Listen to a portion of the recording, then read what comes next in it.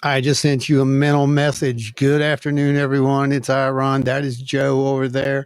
And this is Wild and Weird Radio Live. And my goodness, do we have a show for you guys tonight?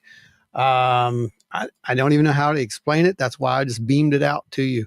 But in all due seriousness, we do have an incredible show. Right, Joe? Yeah, and I can actually hear you guys now. I had some technical difficulties starting out tonight. Getting up here, and audio was acting funky, but here we are. All right, let's see who all's out there. I can hear you. You sound fine on my end. Everybody, please let Joe know if you can hear him to make sure. We have had a little bit of technical issues. The Deuster's in the house.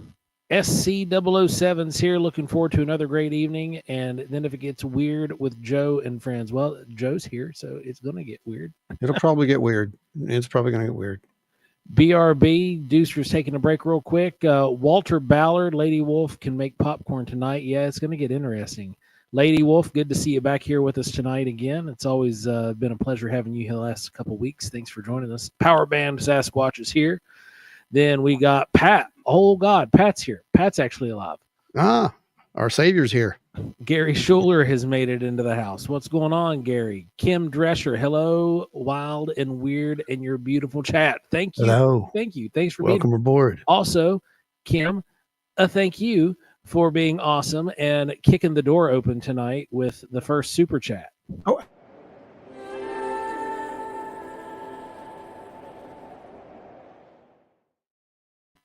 You've been blessed by the Sky Daddy. Blessings out to you. Thank you. Thank you so much. Kim says it's always interesting to see Joe and Jesse solo. They're such an amazing team, but they're an amazing in and of themselves each. Yeah, Hellbent Holler does a great job. They're really good. Good folks. Michael Carrion, what's going on? Ristel, we got a whole lot of new folks in the chat tonight. Yes, we do. Has been sent over by the Hellbenders. It is the Hellbenders. Tonight is a first, a historic first. It is the official first time crossover of the Hellbenders and the Wild and Weirdos, all officially. Yeah, officially. So everybody welcome each other, and let's have some fun. We're gonna get serious. We're gonna have some fun too. Continue, Joe. Larry Hose is in the house. What's going on? Donella, what's up? Good to see you. LR Miller, how you doing? Mid Ohio Valley's in the house as well. The Men in Black have arrived, everybody. Watch your back. Oh, no. Black. Kim says, I love the cross-pollination of channels. It's a good thing, leads to lots of flowers. Oh, it really does. It really does. And this cross-pollination started years ago. It's just that we're now in a place where we're both in completely different areas to where we were to begin with. But yeah, it's been really awesome to watch everything going on with each other. It's been fun. Danny Buckner's in the house. Foggy Flyer is here. What is going on? Hellbent Holler, would it kill you all to hit the like button? Yeah, guys, go smash that like button. Well, smack it like it owes you money. We keep forgetting to remind people of this. We're so bad at that. I'm sorry. Yes, what Joe said. We got Okie here with us. What's going on? And this is when it got weird. Yes, that's basically how these stories start, my man. Cynthia's in the house. What's going on? Oz in the Woods is here as usual. Thank you. And let's see. Kim Drescher. Oh, yep. There's already got to Kim Drescher. Kim Drescher was the one that kicked the door down. We've got a couple more super chats. Ike the Fob Daddy Fobber's in the house. Terry McCullough. What's going on? Dances with Orbs is here. Come on in, anybody and everybody. Just step up to the mic and say, hey. Thank you. Let everybody know you're here. Uvaru coming in with another super chat. Thank you, Uvaru. You're awesome. We appreciate it.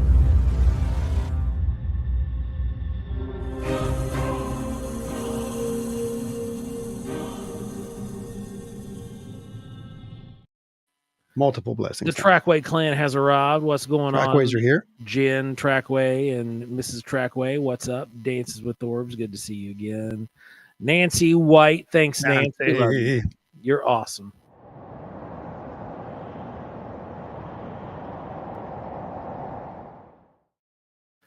AJ, what's going on? And for you guys who are new, we do things a little weird. We have some fun with this stuff.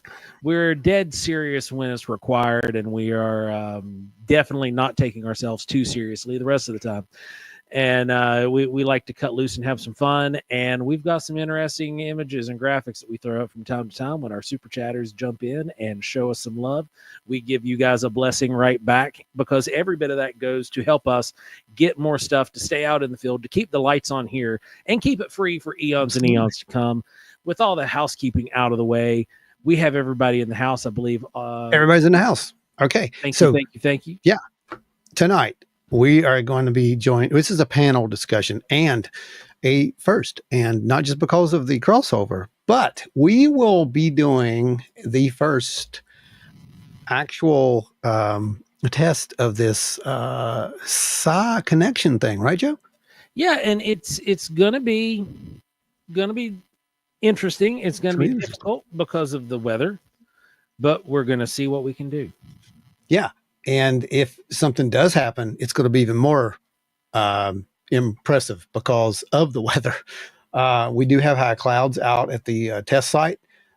We do have our observers sitting there, and we'll tell you exactly what to do and when to do it. Okay, because we're gonna pull this off like we would a remote viewing session, except it's going to be in a different form. So get ready for it. This is going to be really cool. And when I say go, pretty much what we're going to do is we're going to be focusing on getting these lights. Believe me, there are lights in this area. They have been observed. We have seen them. We have tons of video. We've been on site. We've seen, and recorded things there. But more importantly, it's very cloudy out there. If we can get something to drop below those cloud decks, it's going to be impressive. So our color we're going to focus on is going to be blue. Okay. And we're going to focus on 3. So let's try to get 3 blue below the cloud decks. So that's 3 things in 3 ways. So that's what we're going to be shooting on. I will remind you of this later as well. So just letting you know what's getting ready to happen and how you do it. Pretty much we're just going to snap our fingers at the exact point in time. I'm going to tell you the time when it goes, so you're programmed. So that's kind of how remote viewing works anyway. That's how remote viewing works. That may or may not be how these crafts work. So we're going to test it, and we're going to see if we can reverse the observer who is there watching will be watching for 3 lights to show up. They might not be all at the same time. They could be spread out. They could appear, now that this thought has been placed in all of your heads and you're actively thinking it, it could happen anytime between now and when we stop. It's 3 below the cloud deck, and think about the color blue. But the actual transmission, like Joe said, you're already thinking about it subconsciously at this point. But the actual transmission, once we hit a designated time, and I'll tell you when that is, every single person start thinking about it at that point. And we're just going to see what happens. Okay, so well, firstly, Kim brings up a good point here. I want to touch it before we dive too deep into the news. Kim says, I think when I read Skinwalkers at the Pentagon, they said the blue orbs are the ones that you don't want to get close to. That mentioning was talking about the blue shift phenomena. Now, are the blue orbs in blue shift? We don't know. Yeah. Blue shift is a scientifically recorded observation with extremely high levels of radiation that could absolutely roast and toast your rear end. And you definitely don't want to be there when, say, an object, if you're observing it and you're nearby and it goes from being like, miles away, this right in front of you, you know, 100 yards or so, and it goes from looking like this to ultraviolet blue, you might have just lost all of your hair and picked up a nice. No, you're right. And it's important. And, we make a joke of it all the time because it's become kind of a joke here. This don't chase the orbs. I always say that. don't particularly chase the blue orbs, okay? Because they're probably in blue shift. So anything blue and purple, you just as long as it's far away, you're probably okay. Just use caution. Use caution and keep a dosimeter with you. Exactly. We've been carrying dosimeters around since 2020 with us in the research areas, and trust me, they are worth their weight in gold. Absolutely. Surviving the strange, I have arrived to lower the property value of the live chat. Hey, it's already been low enough just with me being on camera, brother. But, I'm glad to have some help. That's funny. First up, let's welcome our extremely special guest over here. Where's he at? He's down here. He's got a fancy background and everything. Which one? This one? The one with the adventure hat?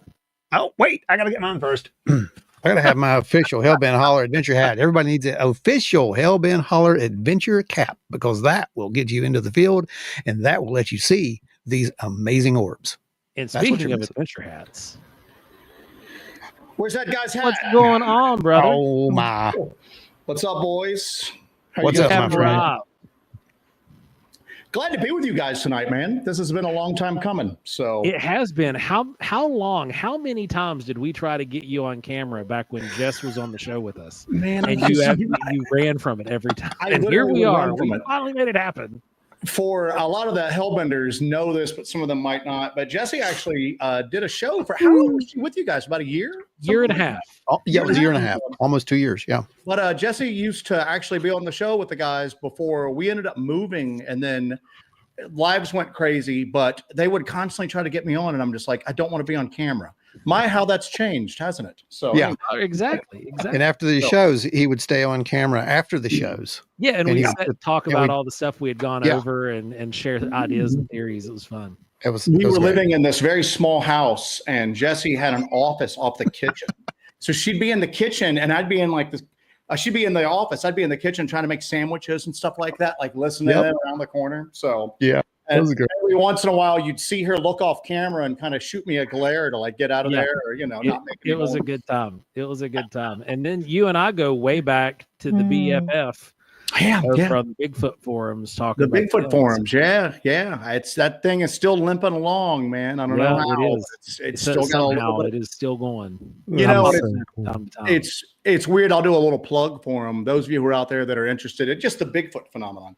The Bigfoot forums it's not a lot of traffic nowadays, but man, it's just got a wealth of just accumulated knowledge and reports on there. It's still, I actually popped over the other day to see because we're doing a long duration audio recorder project, and kind of popped over just to see what some of the other guys had come up with over the years, to see if there was anything I could kind of glean from it. But man, there's a lot of stuff there. So yeah, there really is. It is such a wealth of knowledge, and it's a huge treasure trove. If you're just looking for reports and people's individual researchers' data, it's invaluable as a resource. Don't get too wooey over there, though. They'll run you out. They'll tell you to get over to a different section of the form that you have to. Oh, jeez. Well, I got a feeling a lot of that's about to change, but that's just me. And that's thanks to my official Hellbent Holler adventure cap.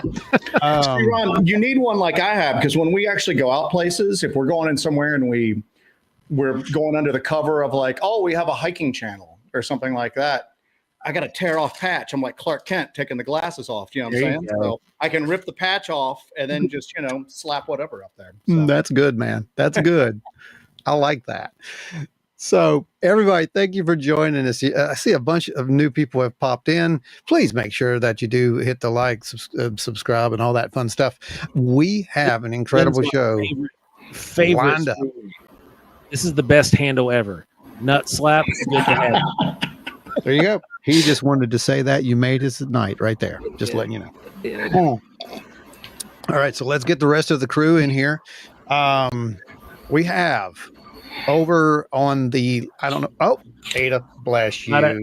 Ada, thank you. And welcome back into the show, Ada. We've missed you since last week.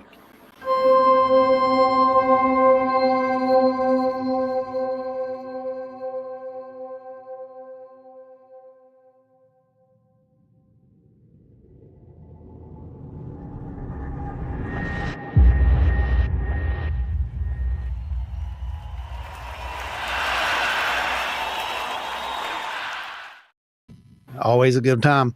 All right, so let's bring in, first of all, let's bring in Adam Good on stage. And then, followed by him, let us bring in Mr. Dave Roberts. And they will come in, yeah, like that. There we go. Hail, hail. Go, boys. It's all here. Ahoy, ahoy. All right, gents. So let's introduce everybody here. What's going on? That is Adam Good there in next to Dave, who is off. Ron, you really need to grow a beard. No, I'm good. You're the odd man out. No, oh, by the way, guys, today's a very special day. Speaking of Ron, no, don't do this. Today is my brother Ron's birthday. Happy birthday, buddy! 11 billionth trip around the solar system. Right, 11 billionth trip around the sun. No, don't do that. Anyway, Happy no. Everybody in the comments, blow it up. No, it's fine. It's fine. It's Birthday good. pigs galore. Anyway, back to trying to be halfway serious. Most of you guys know that there has been a little bit of, some stuff in the news about, what do we call it now? We call it psionics now, but back, couple months ago, it was called, psychic or psi phenomena. The terminology, the buzzwords have changed. Right. Just like UFO, UAP, if we relabel it, it somehow makes it sound more, what? Is it mysterious or like scientific? I don't know. What do they? Honestly, it sounds more operative. Operative. Okay. Psionics sounds more tactical, more operational. That's good. That's good. That's been my take on it, because all of these guys who've been engaged in these whistleblowing videos recently, they are all tier 1 special operations guys from joint forces and highly trained special people, right? That are making this contact with these NHI, the UAP, and so forth and so on. Just highly trained. What if I told you it don't work that way? I mean, yeah, okay, it's great that they're going to get us some evidence, supposedly, and I'm waiting for that evidence. How about you guys? Oh yeah, I'm good for that. But the big secret here isn't that it's a special op. The big secret here is that, first of all, it exists. We told you it existed years ago. I think we've all been talking about this for a while. If you watch the show, you know this. The big secret is that it's not an exclusive club. We don't think it is. No. And the gentleman sitting here in this panel tonight can tell you that we've observed things in the field that has pointed us in that direction for some time. Absolutely, and it's plotted the course for our research, and I know it's been the same thing with Joe and Jesse at Help and Holler. There's almost been, and you can correct me if this is wrong, but it's almost felt like there's been a guiding hand behind all of this, hasn't there? In a couple of instances like that, because we were all busy as heck, and you and I, none of us had talked for a couple of months at one point. And I happened to click on your show one night. I happened to be home, and the notification came up that you all were live. And you all were talking about using a version of CE5 to attract things on the ground as opposed to things in the sky. And Jesse and I had been doing that for a couple of weeks ourselves. I think I reached out to both you guys that night going, holy crap, you guys are doing this too. And I was going, how bizarre is it that we all kind of like independently went in that direction all at the same time? And then when you talk about this kind of divine guidance, and we can get into it a little bit later, but you guys were there with us when we unveiled the helmet project that we're using for Jesse's contact modality experiment. And we went into it, when we got this device, we went into it with very high expectations because it's Dewey Edwards, and Dewey Edwards delivers. Even then, I was blown away, Ron. You and I were both standing there with our hands over our mouth. We were. And I'm standing there and I'm going, Dewey got some divine guidance in making this. I mean, this was not what I expected. This completely blew out of the water what I expected to have when that box opened up. And I stand by that. I stand by that there was some sort of external guidance upon him that kind of led him down that path for that. So I think in multiple ways we've seen the phenomenon is taking us where it wants us to go. And I think the phenomenon, the greater phenomenon, wants us to keep down the road we're all going, because we're all getting close. We're all getting close.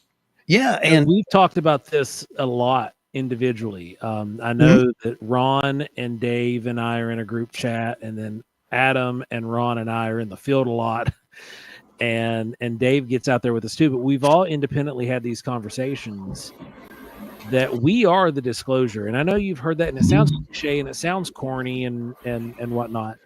And it's the truth. The one thing that was released here recently in one of the whistleblower videos is that, you know, they don't own your consciousness. They don't own, they can't put a claim to your research. They can't put a claim to your consciousness. And those are the two big things that really seem to draw this stuff. Absolutely. And, you know, we've been in the field, you and me.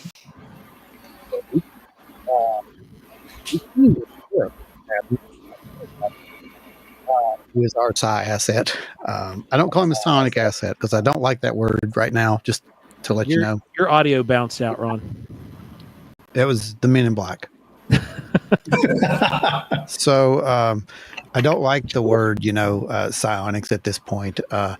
Adam is our psi asset. That's what we've always kind of termed him as. So he's been in the field. We've got video of him in the field doing the thing he's done. If you've watched Paranormal Horizons, you've seen some of that. And boy, are you going to see some more of that really soon. This is not a plug for Paranormal Horizons. This is just letting you know that that's where we got to document this research, and that's where you're going to see it.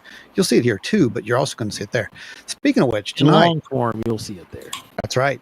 And tonight you will see some never before seen stuff. So you're definitely going to want to stay tuned for that. Okay. So anyway, let's talk just a little bit about what exactly this means. I mean, we sat there and we just talked about this sort of a force sort of thing, right? That's kind of pointing us in this one direction. Guys, don't you think it's weird that we all arrived, not just you as in Wild and Weird and Hellbent Holler, at almost the same juncture in the road, but almost at the same time, these guys are out there doing the same thing, guys. Like, if you look at the calendar of events, it's all weird. Pretty synced up. How many coincidences do we need? Everything's coming full circle. You know? Yeah, I think so. I think so. I've been felonious monk with this. I've been doing it all my life, from a little boy to now. And just waiting for people to catch up the path, and that's what it's about too for my journey. You know, okay, so for those who don't know, Adam is an experiencer. So Adam, real quick, when was your first contact experience? How old were you? First one that I remember was, I would say, age 2 or 3. I mean, I was you were young. Much, exceptionally young. So some of this stuff, you know, that's how it works. So where did Dave go? I'm still here. Don't worry. He's there. Okay. I'm reaching this stuff. So all of us, we've all at least seen something, or we've witnessed something at this point. Wouldn't that be fair to say? Yeah. Yes. Yeah. Quite a few times. Joe first, then Joe, then Adam, then Dave. One question. Based on what you have seen in the field, not what you've read from someone else, but what you've personally seen in the field, what do you feel is the probability here that there is a non-human intelligence at work, and that it does seem to operate on some form of consciousness level? Joe. Yeah, 100%. Like, there's no doubt in my mind, and there hasn't been for quite some time, but there was a definite confirmation, and you know, part of anybody who's been looking at our social medias recently, We've posted a little bit here and there, but today specifically with this episode, one of the things that I'd mentioned is what happens, and this is what we're going to talk about eventually through this episode as well. What happens when the experiments eventually turn into experiences? Yeah. Mm-hmm. Joe. I am 99% positive that it's a real phenomenon. It's interacting with us. I always leave myself a little bit of wiggle room because I always just go, the only other explanation is that we are all completely crazy, completely functional in the rest of our lives. And it only expresses itself in this one particular way. But if that's not the case, then absolutely that there's something that's going on. And it becomes more apparent the longer you do that. And it's weird because all these little tropes that you've heard bandied about over the years, the more you look for the phenomenon, the more it looks at you, all of that stuff. It's true. It's absolutely true. And, you know, when you mentioned earlier, everybody just kind of coming together almost at the same time independently, it's like a weird convergent evolution's taking place right now. And I guarantee you there's people all over the world right now that we've never heard their names of, but they're involved in similar stuff that are starting to see the actual interactivity, you know, of this whole phenomenon just kind of increase. And it feels like we're building towards something right now. 100%. Mm-hmm. Adam. Oh, wait, JD Smooth. Yeah, we got a question here, and I think this applies. And I can almost answer this for everybody, that before we all got involved with this, something happened. We experienced something to one degree or another that piqued an interest in the phenomena, not necessarily UFO phenomena or Bigfoot phenomena, but just respective interests, and, you know, either having a paranormal experience with what would be interpreted as a ghost or spirit, or Bigfoot or UFOs, some kind of experience of high strangeness led us to this point. That's right. It's weird, not to interrupt, but I always think that probably out of this panel and probably in a lot of this, I'm kind of unique because I don't feel that I'm particularly in tune with the phenomenon, any of these phenomena, anything like that. But Jesse, my wife and research partner, is very much so. So I have been kind of the odd man out, and that I've been an observer throughout all this. And I've kind of watched it unfold and kind of came along kicking and screaming because I was much more I was a flesh and blood Bigfoot guy. That's all I was into. All the rest of the stuff was silly. And all you UFO people were, you know what I'm saying? And that's where my stance was. Right here. Yeah, that was me and you, man. Yeah, exactly. And it's just weird. And even then, so I always talk about the boggle threshold that you're here bandied about, is people are willing to believe weird stuff up to a certain level. But then once you go past that level, their mind boggles and they just won't accept anything beyond that level. My boggle threshold it's jumping like constantly, man. But it's weird because I've watched it unfold in front of me. And it's mostly Jesse having these experiences. And a lot of times I'm just a witness to it there. So I'm an independent third party a lot of times. It's standing there going, didn't happen to me, but I just saw it happen. This is real. That's why I want you on, because, you know, it's one thing when... See, it's really hard for me because I am an experiencer, but I'm also a skeptical experiencer, if that makes any sense to you at all. We test a lot of stuff. And like I said, you can only see the coincidences so many times. But it's really good to have people like you, Joe, on who have that, and they're observing this and they're following the data, because that's what you have to do. You have to set your belief system aside. Anybody who's ever, you know, watched some of our past stuff or been into one of our presentations, you understand what I'm saying by that. It's not easy. Adam, I don't believe I'm asking you this, but okay. What is your feeling? And do you believe that there is a consciousness aspect at work? I believe that. Okay, I believe that this is more existing than I exist myself. You know, I believe in it. You know, I believe it's more conscious than I am. I believe that this is the face of evolution, what we're searching for. Whenever we see a being, we're seeing our evolution in conscious form. And we're watching us grow. It's interesting. That's a good one too. David. Yeah, I'm gonna go back a little bit. You know, you're talking about the different experiences Joe mentioned. You know, in '86, I saw my great grandmother about 2 weeks after she passed, You know, around 88, I saw my first UFO, UAP, which looked a little bit different than what we see now. It was more of the classic look, you know, the rounded shape. You know, in '94, I met Ron, and that's well, we're kind of family sort of, but you know, we didn't know. And that's a paranormal experience in itself, though, right there. It's like in this year, I met Ron. Yeah, so you know, Ron and I were of course talking this stuff up quite a bit. You know, we started Ghost Watch. We had a few things happen there. Then you know, in 2009, I had an experience that was not pleasant, which Ron's very familiar with. Possibly being attacked, more or less. Right. You know, and then between 2009 and 2013, Ron and I had a few experiences together at the brake factory in Charleston. And then in 2019, Lisa and I, at Canaan Valley, we saw a UAP of what everyone else is seeing, which is like the orange-shaped orb, and two of them flying across the sky. There's a much more to those stories, but that's the quick nitty-gritty. But all that being said, I've come to the conclusion over all these years that those are interconnected somehow, and I do believe that these are more interdimensional than they are traveling light years in a craft or vehicle. I think it's more terrestrial in a sense, not completely, but in a sense. Now, I want to touch this question below here in a moment, but Surviving the Strange said pineapple on pizza beyond the boggle level. Oddly enough, that was what I had for dinner tonight. I kind of like it. Was just pineapple and pepperoni. Yeah. Good stuff. It's good stuff.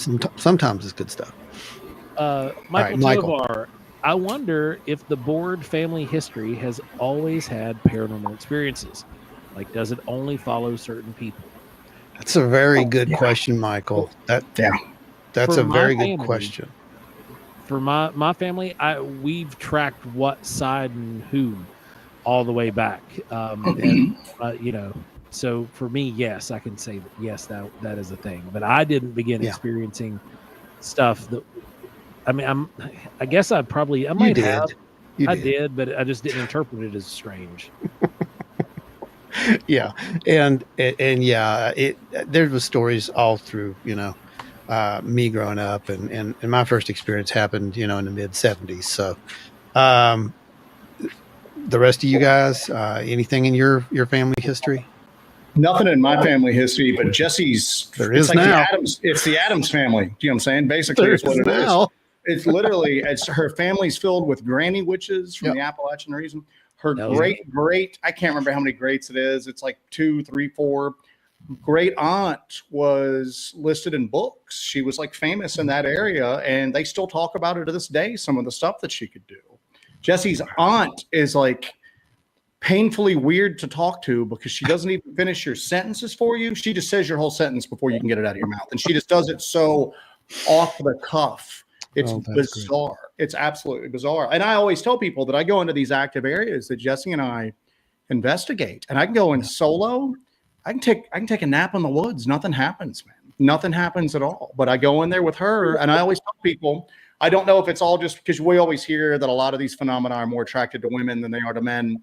I have a sample size of one woman that I go out and investigate with. So I don't know if I would have similar stuff if I took another female in the woods, but I take Jesse into these other areas, and that's when the forest comes alive, man. And you guys have seen some of the stuff that's happened. I know she shared a lot of that stuff with me privately, video and audio evidence as well. And it just, you know, I always tell people I've only had one thing happen to me, and it was in her presence, and it was shockingly just a thought that appeared in my head, almost kind of like it was just flexing on me to let me know that I was not immune. But naturally, stuff like that doesn't happen. I'm just usually standing there watching it unfold in front of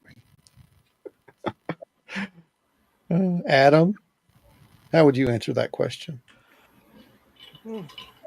Well, I come from the Addams family as well, with my name being Adam. So. But that's good, Adam. On my maternal side, it is right. And I'm sure on the paternal, I just don't know. They were more quiet about everything. It was, you know, kind of a stoic existence. But level. There's a deep psychic connection, you know, I'm very much a kitchen witch, and stuff happens around me all the time as well. It's just great. Absolutely adore it. You know, it's funny that Larry brought that up because I have a clip for you folks who don't know. And I'm going to show you something here. So to set this up, let's see, is it this one? I think it's this one. Yeah, it is this one. Right. Is it at Witness Rads? Yeah, and that's the one, I believe. I think this is the right one. Either way, you're going to see them all anyway, so it doesn't matter. But to set this up, we were in one of our research areas. If you haven't seen Paranormal Horizons, go over and watch it. It's on Small Town Monsters. We created the series. They produced it, and they showed it for us to a wider audience than we could ever do. And it basically follows our research over the years. And we were in a research area where we'd had some activity before. And this was thanks to Glenn Adkins, who gave us the idea for this. He said, you know, that back in the day, they worked off of what they believed was intent, that they could literally go in there with positive attitudes, and attitude mattered, that these creatures, whatever they were responding to that. Hello, Rachel. Better late than never. We haven't begun the experiment yet, so boy, oh boy, or just get ready. So we're like, well, you know what? We knew that Adam could do this stuff. I had seen one of his demonstrations. He's an incredible meditator. He can lead a group meditation just like that. But it was more of a C5 type thing. And I'm like, this is pretty cool. Let's get him out there, put him in the woods, and see if this happens. We weren't expecting anything to happen, much less what actually happened. It definitely changed some attitudes, is what I will say about it. If you haven't seen it, please go over and watch it. It would be episode number 2 is when it really kicked off, I believe, wasn't it, Joe? Yeah, episode 1 was a build-in for what that experiment was going to be, and then 2 was the experiment and the field investigation. Yeah, so I'll show you what happened. Here's a little clip of what happened. So I don't know about Bigfoot tonight, but I know for a fact we are being stalked by whippoorwills. This has been nonstop. There has been one somewhere where we are all night. They are back in the meditative state again at base camp, and seeing if that prompts or provokes any kind of response out here where we are or where they are. All right, so we've moved him back here, and we're going to try this experiment again at a different location. The brainwaves are slowing down pretty good. Wow, look at that. Look how fast he got into that.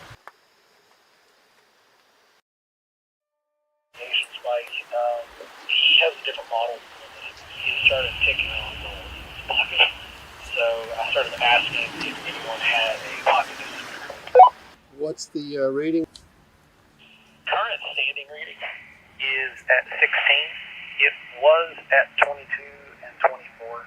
But right now, I mean, it's standard. It's normal background.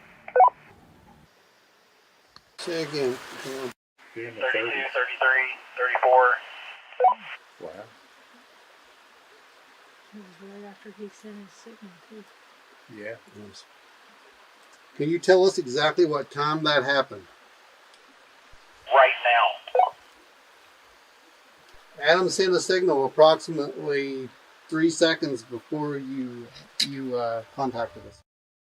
Now, that in its own is interesting. But Joe, how far apart was base camp and you guys at that time? We were about 3/4 of a mile away. Yeah, it was about a 15-minute hike out to where to get where we were at from base camp, and we were up on a bench on about 3/4 of the way up a mountain. Yeah. and you can watch that whole episode. There's a breakdown at the end of it where we explain, exactly where everyone was and whatnot. And it's pretty phenomenal because we hit a double background right there at the same time at that one point when he does this. But what I didn't include is some of the cool things. You saw the whippoorwill notice, and anyone who watched the episode knows the inside joke on this, but it's not a joke. It's a joke. No, it was a very bizarre experience. So I'm a certified master naturalist. I've done work with avian rescues. I saw this bird. It had been following us, and then suddenly there was one on the road. Mm-hmm. I went to pick it up, had it on thermal, the whole nine. I went to pick it up. I stopped just shy of picking it up. I was about 3 feet away, and I took a picture because, how often do you get that shot? And then I went to go pick up the bird. And as I was going down like this, it vanished. No sound, no movement of the pea gravel, no movement of dust, no movement in the leaf litter, just gone. And there were 2 other people standing there that witnessed the entire event. And they were just as confused as everybody else. But what's more significant is what happened at the first part of that experiment when we had Adam go into the first meditation. That's when the whippoorwill started. Right after he came out, he even said something like, "That's my bird," or something like that. And we didn't think anything of that at the time, And later when we were mixing down and watching this, it's like, oh my God, this is insane. Like the little things that just went together. It followed us over a 4-mile stretch. It did. From one site A to site B was one end of the forest to the other. It did. Yeah, it did. And then it stuck and clung to Larry and Scott and I and went through the forest with us. And the only time during this hike that it stopped calling was when the background radiation doubled. So, Adam, what did you do out there? Because you didn't exactly tell us. We told you to have a meditation and to project this intent, but you didn't say. We didn't know. This was a blind. You told us after everybody got back what you had did. So what was it that you had did while you were in this this little meditation? I gave our location.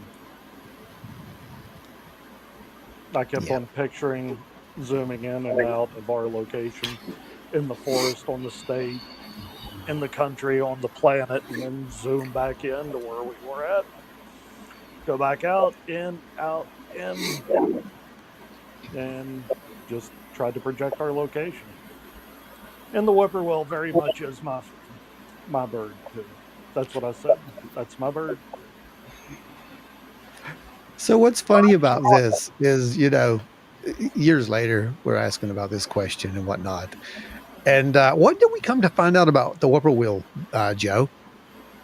Well, the whippoorwill is also a representative, or can represent, a spirit called the Manitau Tutek, which is in Algonquin, that's the little people. And that they can transform into a whippoorwill to quickly navigate through the night forest. Now, Joe, I know that you guys had been doing some investigations at one point, and you were finding small footprints, and you had experience with little people as well. What were some of the other things that you guys had surrounding that? And it's weird because if you look at everything that we've encountered in this particular area, the Southern Appalachians, we have found more evidence that could be kind of laid at the doorstep of the little people than like Sasquatch.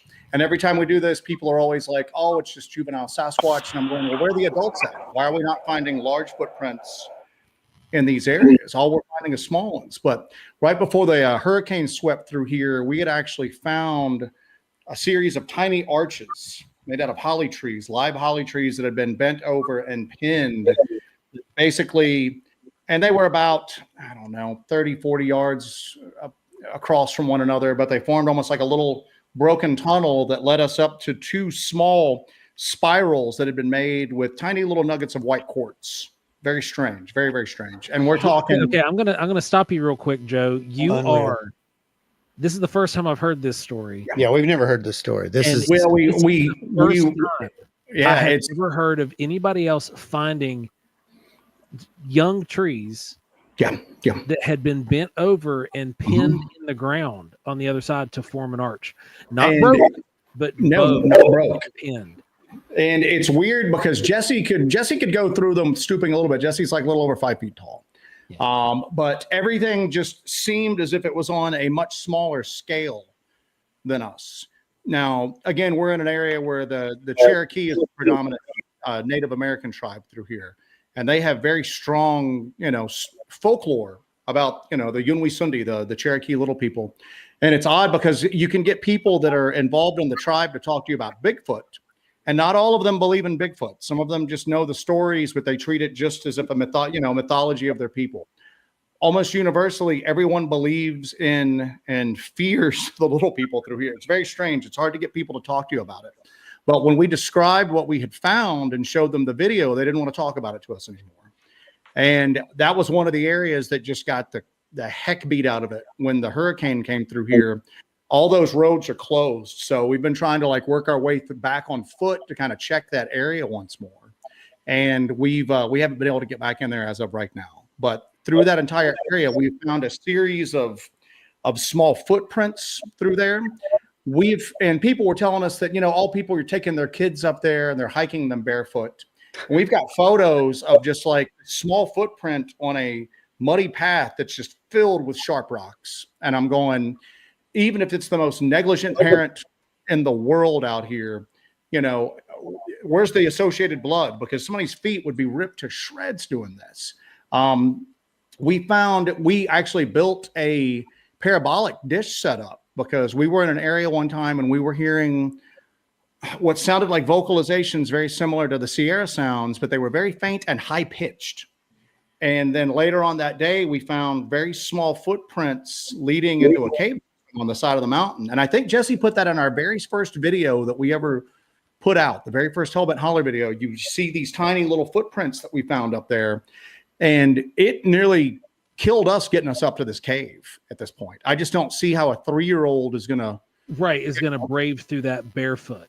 Nah, it's not going to walk up through there, man. And it's so odd because we have, you talk about how people get in tune with the overall, and I interchangeably use the phenomenon as if it's one overarching thing that expresses itself in different ways or individual phenomenon. But one of the weirdest things I've ever seen Jesse do is we were in an area we call the Grove that has had a lot of, I'm assuming, Bigfoot activity. They don't really have a lot of descriptions, but we get story after story from bow hunters being chased out of this particular area by large, aggressive, just black figures. And it's the same story over and over and over again. One guy was armed illegally with a handgun because you're not supposed to have firearms in there. And he was like, I didn't even think about drawing it. It wouldn't have done me any good. But we're in there one day and we're going down this trail and Jesse just veers off to the right for no reason. And I'm filming the whole time. I've got it. And she just takes us down to the shoreline and we find a series of small footprints in the sand next to this lake. It's the middle of last winter. And if you've seen the white sands prints, everybody's seen those from, that the fossilized footprints, they looked very similar to those. One set had an abnormally long, big toe. It was just very bizarre for it. And they just appeared and then disappeared. They didn't go into the water. They didn't do anything. It's the weirdest thing I've ever seen. There was no sign of a boat pulling up, but it's odd because that was not something we really went out looking for, was evidence of little people, but you keep running into it in these particular areas. And no matter where we run into it at, there's associated folklore from the local Cherokee that this was a hot spot of the little people. So what they experienced back then, we're still experiencing to this day. Take it for what it's worth. So exactly what he said. Here's a picture from 2019. Pull that picture back up, Joe. Can you guys see that? And then the next picture is where it's pinned in the ground. Oh yeah, it's I'm bad about not paying much attention to the videos Jesse edits when she puts them out. I can't remember. I think it's literally like evidence of the little people, because I remember that. But this is how I found it. This is what it looked like. There it is. Yeah, it's just we weren't near a hiking trail. We weren't near anything recreational at all. There's no like landmarks there because when you get these like really beautiful features of the land, like waterfalls and all that, people will trek in for that. This was a very unpleasant part of the woods to be in. It was just thick. It was just uncomfortable to walk in. You're going up a hill, and we just found this. And I'm just going, if somebody's back here, and I always try to like think of alternative explanations. There's a group of people hiking just like we are right now, and they decide to take a break, and one of them's bored, and one of them's just going around doing stuff. It's going to be adult size. It's not going to be child size like this. And even then, the white quartz spirals that we found that were side by side, I'm going, this took a while to do. You know what I'm saying? To find pieces of white quartz that were all approximately the same size, and then to do them out like that. I mean, this showed that whatever had been going on there for a while had a sense of permanence to that area, that this had been taking place there for a bit. So, and it's so weird. And I don't know how it is in other parts of the country, but again, you can and if JD Smooth is still in the chat, he can back this up because he's from that part of the Carolinas where the Cherokee are based out of. And some of them will talk to you about Bigfoot, but none of them. I mean, literally the topic of the little people comes up and the conversation shuts down. And that's been a extremely consistent experience we've had trying to talk to people about it. Well, and all of them are just like, if you continue to look into this, we don't want anything to do with you. We'll talk to you about Sasquatch, and we'll kind of like let you know like the tribal perspective. But if you guys insist upon going back to these areas with the little people, we don't want anything to do with it. So. Right. Yeah, and that's pretty common. And then there's another thing down in the South that is pretty well unanimously agreed upon, and we get people to talk about all the time, and that's this.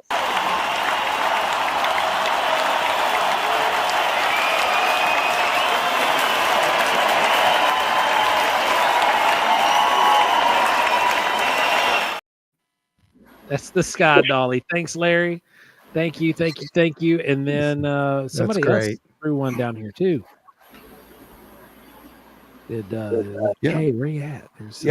You guys. Kenny Hess. There you go. Kenny Hess. You are awesome. Places.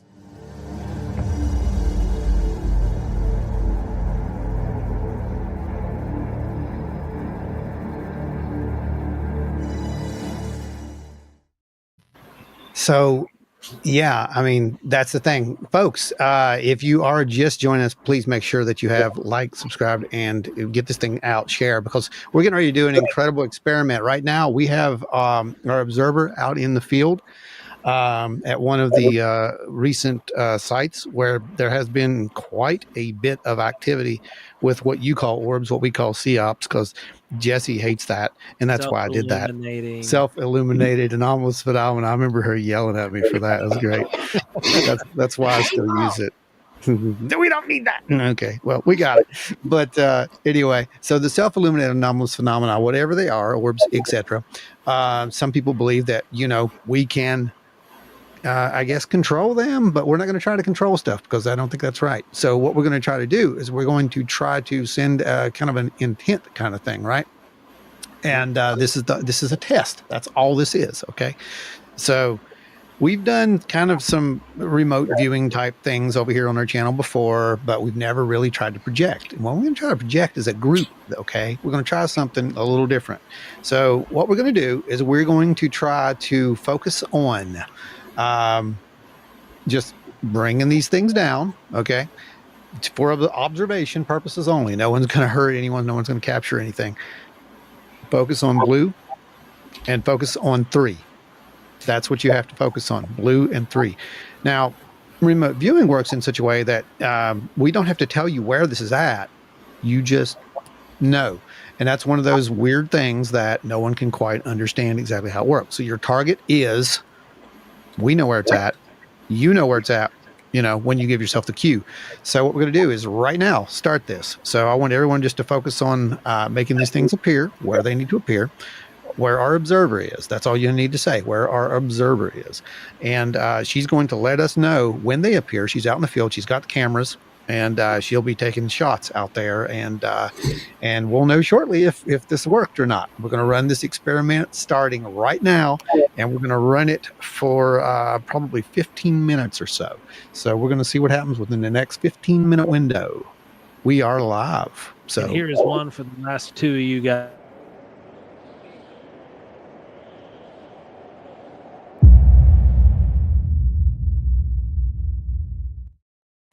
Thank you. Now, Joe, the last time that this happened, I'm going to explain why this is going on. This really doesn't have as much to do with, the psionic stuff. This has to do with something we did several weeks ago by complete accident. We were discussing plasmoids and orbs and a few other, sightings. And she was out in the field at this area, and she said, as we were talking about that, the phenomena just kicked off like out of nowhere.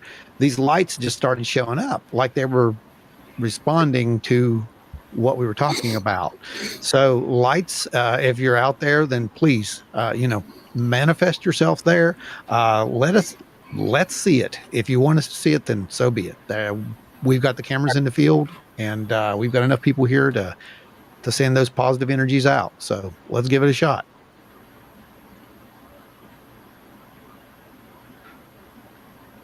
All right. So let's discuss this CE5 thing first of all. I've gone multiple ways with CE5s, and I think it gets a bad name because of CE5. So before we dive there, because this is part of this, okay? Right now, guys, think between 3,500 and 6,000. That's going to be your visible area. Oh, that's good, Joe. That's your MEDAR data. That's where your cloud deck's at. 6,000 feet is the top blanket. Sparse clouds between 6,000 and 3,500.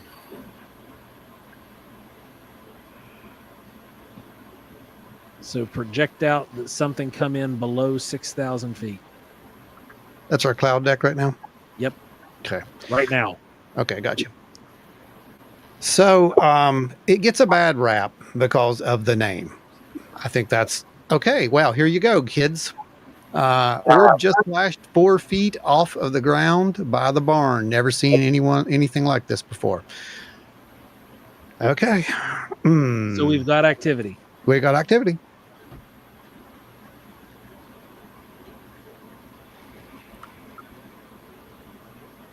Yeah, we've got activity at the site right now. Literally right there it was. It just started. Now, we're going to see if it continues, and we're going to see if we can get those numbers and those colors at this point, and hopefully we can get some pictures. Let's talk about this CE5 thing and why it's real and why it gets kind of thrown into that category of, you know what I mean? Police abductors. Yeah. The field. She probably doesn't need that power band, but she'd probably go. She would probably go, to be honest. I mean, with you, nothing ventured, nothing gained, kind of a adventurer there. So, she's good, and you'll be seeing her soon in some stuff. So CE5 comes from, the CE5 protocols, and oh boy, Close Encounters of the First, Second, and Third Kind, J. Allen Hynek. The fourth was added later on to include abductions. Yes. And the fifth was added later on to include much later on to include human initiated contact. I.e., you call them. Well, Mr. Greer back in the day, give credit where credit's due, because he actually was beneficial to the community, like majorly at one point in his career. But he did come up with a way to a protocol, so to speak, where he could communicate or, get people to communicate with this. Some people believe that he wrote the book on this. Well, he wrote a book on it, but as we know, this contact phenomena has happened for ages, literally ages. It's really no different than what happens with some of the tribal cultures in the past and present, basically, when they're out, seeking guidance from the ancestors, spirits, etc., etc. It's not much different than what happens in a church pew on a Sunday morning. Same thing, right, Joe? Not much different than like John Dee or something like that. I mean, we always talk about it. It's predetermined ritualistic action, and then it's like focused thought. Yeah. And the garments might change a little bit, but we talk about that at the end of the day, people that are practicing CE5, give them a staff and throw a pointed hand, like a hat on their head, because they're basically summoning entities at that point. So, I mean, anytime that you do anything like that, right? I mean, literally, this is the semantics of the whole thing, because we've painted it in good and evil, but it's a tool, is what it kind of sounds like to me. If you look at the raw data, is that not what we're kind of going with here? Like, it depends on how you use it, who you're calling. Joe one.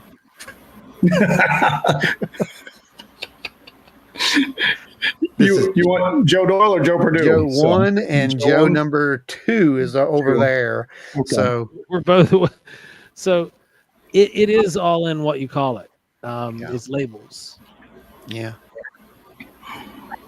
So I think that is something that we have to look at.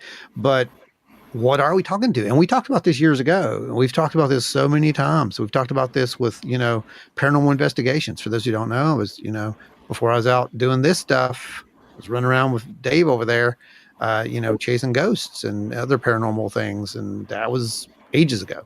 And we learned a lot back then. And some of the things that were happening then were these, EVPs. We were caught some incredible EVPs. And everyone just assumes, oh, that's a ghost. And a broader discussion came up as to what is that? Because we don't know what that is. We don't know what we're communicating with. Let's be real here. And now we have these people who are communicating with these things, right, guys? According to what I'm hearing in the news, they're communicating with these things and they know what they are. Yeah. How? But how do you know? And how do you know which ones? Because there seems to be more than one party, and we've said this for years, that there's more than one party at the table. There seems to be this idea that it's all just, peace, love, and hippie grease. But there's other things that happen. There's other things that have taken place throughout history, and it goes all the way back into ancient history. And some of it can be perception. Some of it is, part of the stories. It's part of what's been handed down, part of legacies. And we can't ignore either side. You cannot have light without dark. And it's not necessarily a thing saying that one's good, one's evil. But if you're having some kind of an experience that is, benign, which is much of what I've experienced is benign. It's not been benevolent or malevolent. It's just been benign. I don't know what's happening. I don't know what has happened, but it's been benign. But then Ron and I have interviewed people who've had scoops taken, who've had pieces gone, that have very, very bad experiences. And then we've got folks like Adam, who have had a mix where it started off good and then the interpretation started off bad and then the interpretation became good. And it's now it is a very malevolent, loving kindness kind of experience with Adam. And it is there seems to be more than one party coming to the table. What do we got? Can't read it. Can't read it. Let me make it where you can read it. Focus. Oh, hang on. It will. Hang on. Just a second. Let me see if I can blow this up. You guys can see this. No. All right. I will read it because it's backwards, I believe. It was forward is just blurry. There was struggling to get decent pics or video, but so far, observation. Saw vertical line of 3 white above barn, a dim triangle blue. Got video, but it probably needs cleaned up. That's where I come in. Some weird sounds as well, and my electricity flickered. All right. That's interesting. This is data. And we're here. I'm going to suffice. I'm just going to put this out there for you guys who are watching this. And these guys are full of crap. If you've ever come to any of our presentations, you're going to hear us say these words. There are no experts in any of this because, they don't exist in the paranormal field. They could be experts at what they do, but there are no experts in the paranormal or any of this. We are all on the same pretty much level as far as it goes.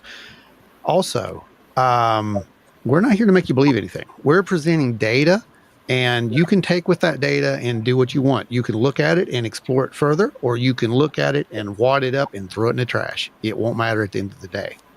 So what we have out there in the field is a very good witness to what's going on. Very more than objective. Yes, very objective. Understands that this happens literally all the time. I mean, there's enough video. You'll see it soon. Don't worry. I can't spoil everything for you. We're gonna be like Skywatcher. At minimum 45 minutes of thermal footage. Yeah, there's a lot. But what I'm getting at is there seems to be something happening, and that something happened when you guys did this. Now, is that a correlation? No, it's not, because we have to repeat that more than one time, right, Joe? Yeah, but it is data. Multiple times. It needs multiple sets of data to be provable and repeatable. And it has to be done by other people, like Joe over there, for example. So taking some of these into practice. I invite everyone. It's very simple. I saw so many people come out and attack this psionics thing because, it's woo, it's this. Well, first of all, that's a derogatory term. Don't use that. That's not cool. It's a science that isn't understood, but it's clearly been looked at. It's clearly been investigated. All of us who have researched this can tell you that they have been very interested in psychic phenomena for ages. It's a powerful weapon, to be honest, the mind is. And if we can weaponize it, we're humans, we're going to do that. But that's not our purpose. Our purpose is to make you understand that it's possible. Don't believe, don't be in the echo chamber. Do your own research, figure it out, because the data will lead you where it needs to lead you. Right, guys? Yep.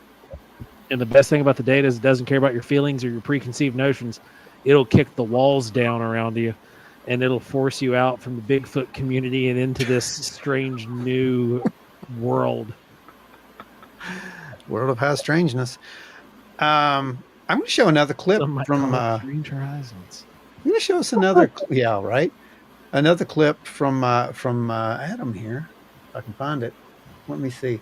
How's our goals looking over there, guys? I set the goals up for you again just to have some fun. And oh my goodness, look at you. You're not far. You're 6 away from the goal. And once we hit the goal, we've got some serious treats for you. I got something that we're going to show you. Was JD one of the guys that came to CryptidCon? JD looks like a walking brick wall. He looks like a linebacker. Okay, I remember you now from the show, man. Yeah, he was around our table quite a bit. He's a friend of ours. He's a great guy, and he lived in and around Cherokee, and worked up there and knew a lot of people. And it's weird because his experiences completely mirrored ours with speaking with people who, and again, Sasquatch, nobody's on the same page. There's a lot of people that, live up there on the tribal lands that don't believe in Sasquatch. They know the stories, but it's about a 50-50 split in my unscientific experience. But the little people, that's been almost universal. So I don't think I've talked to anybody of Cherokee descent who do not believe. And then I always throw this in and fear the little people. It's that phenomenon is dealt with a great deal of respect in these parts. Yeah. Hope is here. Anybody who's hung out with me long enough might have heard that saying 10,000 times or so before. Let me find another. Good to have you here with us, Hope. Thanks for joining. Thanks for coming over from the Hellbender crowd and joining the wild and weirdos over here. Yep. Here is a little something to let you know what we have observed, how we have observed it, etc. It is not the exclusive, but it is. It's never been seen, so you are going to get to see something brand new. And here it is. We've experienced some amazing things out here tonight. Why don't you tell us very briefly what you did out there? I went out to the field. I laid down in the grass and I began to have a meditation that was CE5 based. 1.6? 1.6? This activity continued for roughly 20 minutes or so, the duration that Adam was out in the field. That's just... So what happens is we go out there and Adam decides he's going to go out and do one of these CE5 things. But when Adam goes out, lays down, about 5 minutes after he's into his meditation, the sky lights up with thermal targets. Yes. And we got so many that I mean, it's going to take forever to look at the data. So that's a small snip. I can't give you everything, but that's a small snip and a very, very, very short summary of what happened out in that field. As well as a very, very, very special guest. Yeah. You'll figure that all out later. Yeah, it's really cool what happened out there, and you know, that was kind of a wake up call, I think. We felt it. We felt that since it was since for you it would have been the last episode of Paranormal Horizons, but for us it would have been August. We were in an area. We experienced what felt like something trying to push us in a certain direction on this one investigation, which you saw. It's on the current episode if you're watching. And what's important about that is before we started it, you'll notice I say we're not doing any C5s tonight. I don't want to cause any problems with the witness. They've had enough issues in the past. I don't want to be a part of that, right? But something else steps in, it seems, and makes its own form of contact, if it were, as it were. Now, the implications of this are interesting to me, Joe, because listen to this, guys.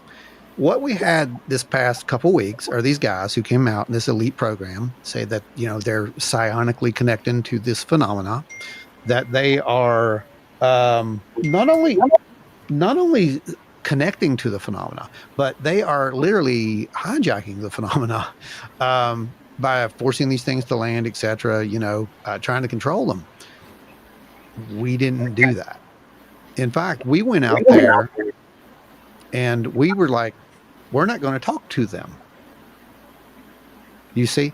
Yeah, our whole purpose was just go out to collect data. We weren't going to agitate anything. We weren't going to poke the bear, so to speak. We were just going to go out, get residual readings, gather baseline data to go back later at a different date, and then maybe do some experimentation if the witness was on board.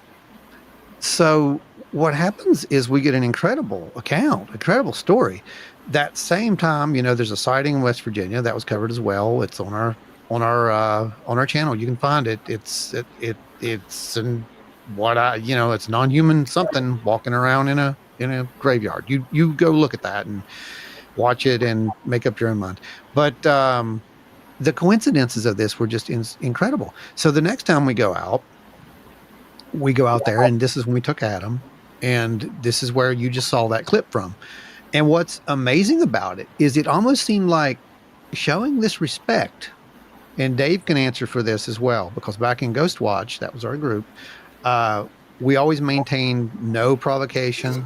We always have respect for the phenomena, never poke, so to speak, in these ways. And I honestly believe that it seemed, I don't have any proof, speculating, that by us taking that approach, that we got a lot more action and reaction than we bargained for. That's what it seemed like. Anyway, thoughts, anyone? That's kind of been the course, at least with our research as well, beyond Ghost Watch. Like, it's been how we've conducted research. We've gone in, we've been respectful, we've conducted, blessings and saging ceremonies, tobacco ceremonies, all of that wherever we go. Jesse and Joe, I know you guys do something similar in a lot of your areas, right? Yeah, Jesse more so than me.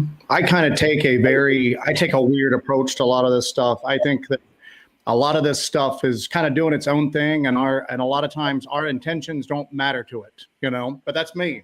I also don't human spirits or anything like that. I don't think you're dealing with dead human people when you're interacting with what a lot of people think are ghosts.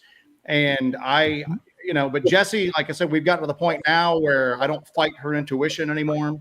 But yeah, we definitely, a lot of times for us more, it's respect paid to because again, we operate in a lot of areas where, the Cherokee used to experience things, you know what I'm saying? So a lot of times you're going in kind of like with a certain level of respect for, the people that were there before you, and just for like the traditions of the land at this point. I have, like I said, a very clinical relationship with whatever's going on out there. I don't really feel an affinity to it.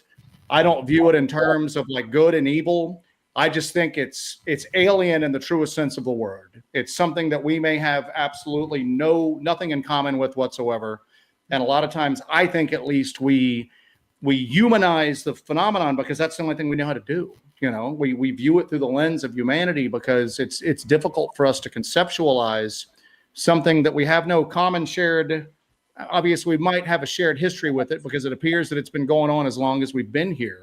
But we don't have, we don't have an evolutionary bond to it. We don't really share a biology with it, anything like that. So you're dealing with something that's as different from you as it could possibly be.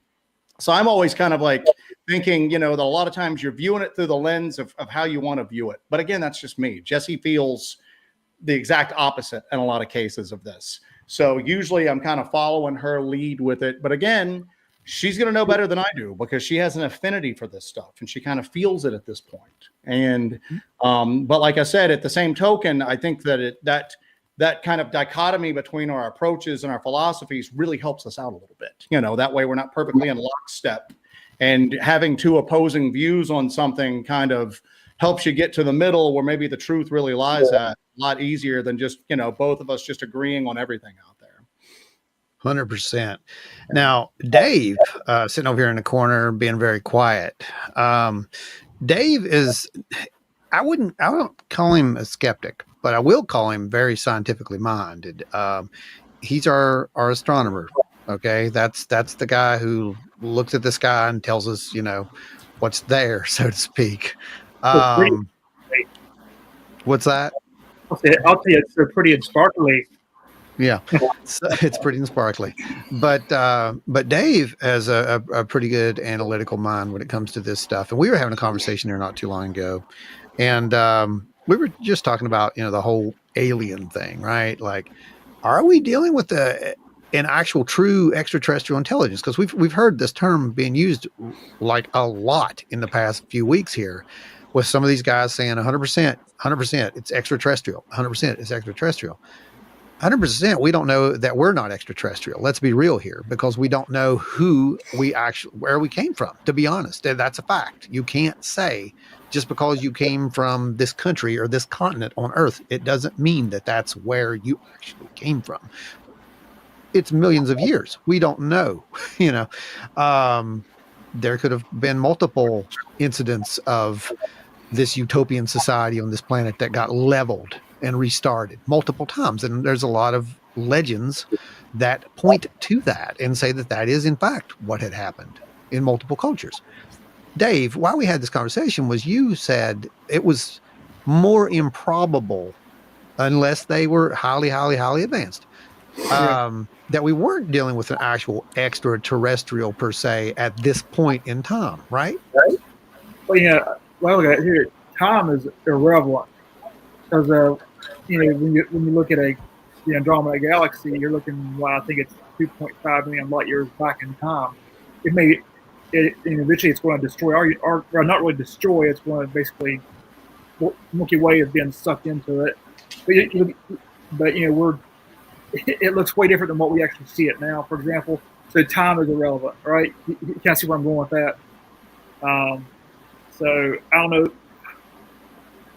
One thing actually I didn't want to mention too is, like, we're talking about all this stuff, these experiences. The one that I mentioned a little bit ago about 2009, that I had this entity, whatever you want to call it, attacking me. I won't go into full details because it's a pretty personal one for me. But in a nutshell, I was not in a good state of mind around this time, and I kept hearing for 2 months. I started hearing these voices.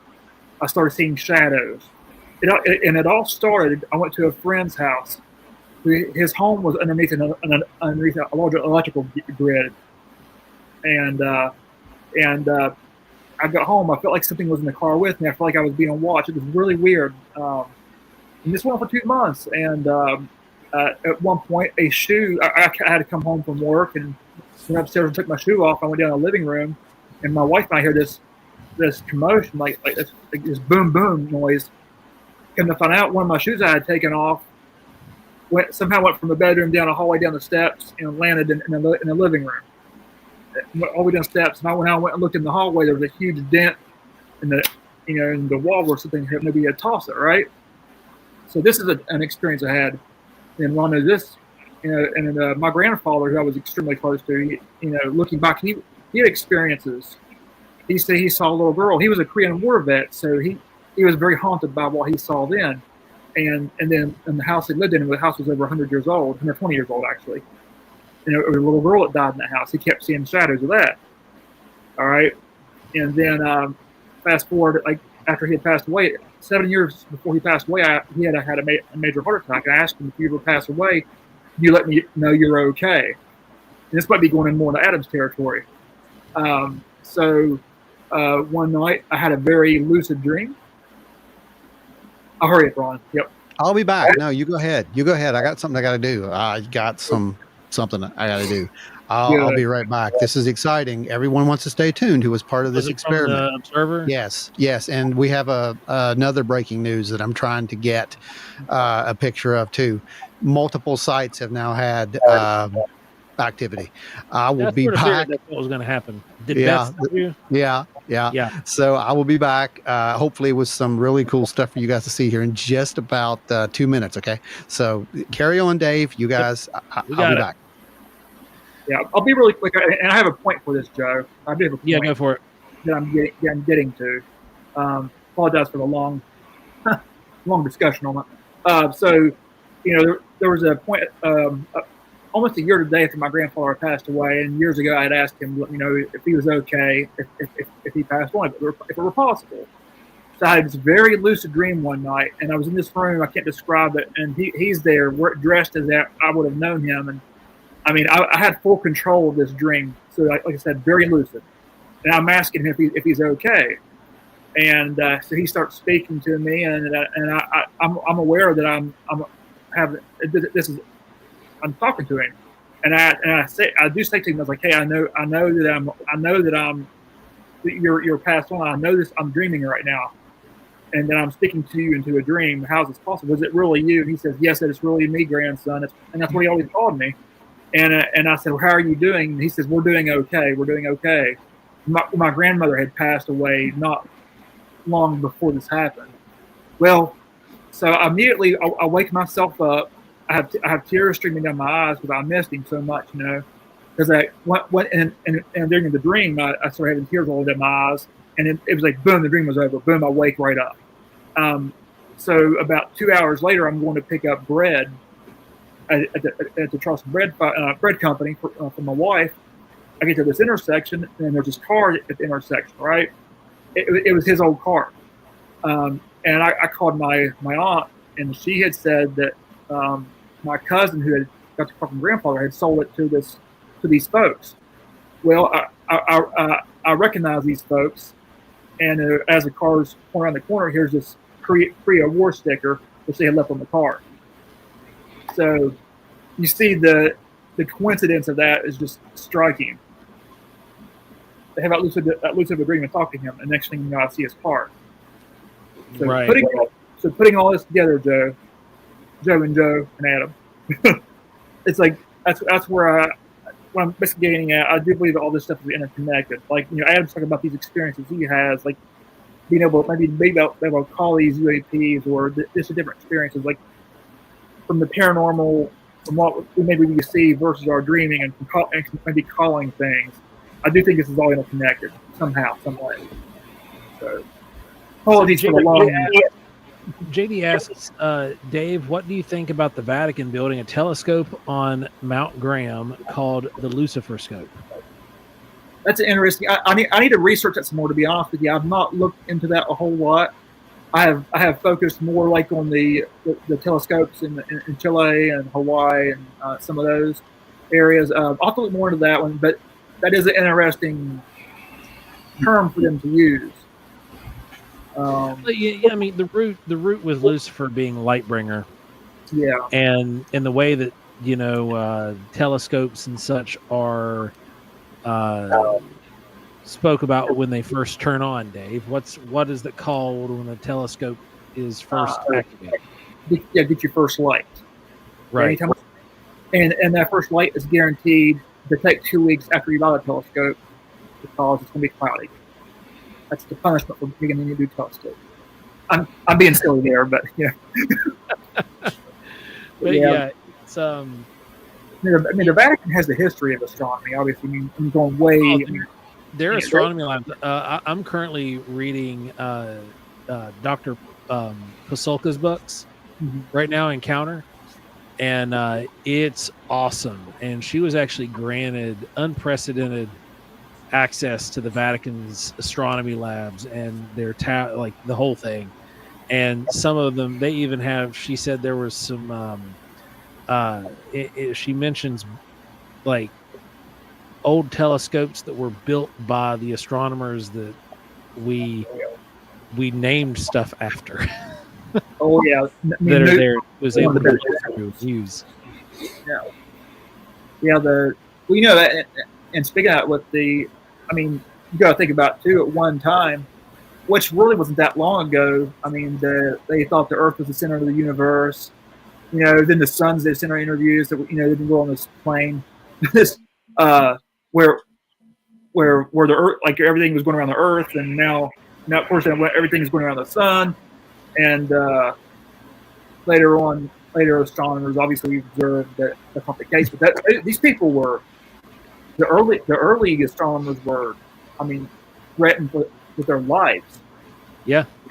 You know, I mean, there was a few of them that were killed. So. Vatican, and that was the Catholic and Christian church that did that back in the days. It was witchcraft, what they considered it. Yep. So what do we got, Ron? All right, you guys ready for this? Let's see it. Okay, here we go. I am going to do a share screen right now. Tony had asked earlier, and I flagged it, and then you dipped out, so I had to I jumped over to JD's question, but Tony said, any update on the experiment? Here we go. All right, so what you're looking at here, can you guys see that? Can you hang on? I'll make it where you can. Did you blow it up? Yep. Okay. So what we're seeing here is apparently our little blue orb guy. That's whoops, sorry, I hit the wrong button. Joe, fix that. Thank you. Our little blue orb guy is right here, and it appears there's another one right in this region, and there's another one beside it. This is what we are looking at, I believe. This made an unhappy face. It made an unhappy face. But Yeah, it would appear that there is a blue orbed kind of a triangle looking thing going on out there. Also, there appears to have been some a shadow people type activity on the property, which we had happen when we were there previously. That's right. That's happened before. So that's not you. Don't worry. And hang on one second. I'm going to get another picture. Just 1 second. See if I can find this. Okay, let me pop that over there. I sent the shadow people there. And oh yeah, here we go. This is good. This is good. This is good. So here's our download. Okay, got it. And I'm going to open this one. This one's going to be a little bit better quality for you.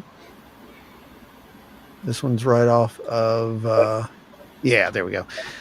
This is right off the source. So we're going to go in and you're going to be able to see the time stamp that's on this as well. So let's go to, I got too many things open. Oh man. Okay. Share screen. Share screen. Here we go. Okay. So as you can see, here's our time. But this was taken at 9 o'clock, sent at 9:17. See that? Okay. So this was at 9 o'clock. Right there. So I'm going to bring this out for you just a little bit so you can see it. So let's do this. Let's do a screen. These are very dim. We have seen video and some of these guys are really dim, very gaseous looking. So there is the 3. There they are. Maybe 4, but they're blue regardless, whatever that's out there. And it looks like one's kind of really bright. And the cloud deck is solid out there. Yeah. This below the cloud deck. This region is covered in storm clouds. You know what's really ironic about that? I mean, looking at I know obviously it's cloudy, so I'm not disagreeing with anything. I want to make that clear. I'm just saying the shape and pattern of it looks very similar to Pleiades. Oh, it does. Look at that. That's crazy, Dave. Yeah, it's definitely not the Pleiades. Because it's right on the shape. I see what you're saying. Yeah, look, there's the trees. You can see the tree line. Hey, Ron, what is she using to take photos with? Is this being done via cell phone or? Yeah. I think this is a cell phone. So we've got out here, Joe, as of right now. The iPhone 15. Is that what it is? Yeah. Let me see if I can check the data on that. I'll let you know. Hang on. File info. Unless it's a screenshot, it may not show. Yeah, some folks may not know this with iPhone 15, but if you have it on a tripod mounted solid and you're wanting to take nighttime photos of the sky, it will actually automatically convert over to 30 seconds. If you set it to 10, it'll convert over to 30 seconds and give you a very nice 30-second exposure, which can allow you to collect a lot of things. Okay, I'm finding out what model phone that was for you.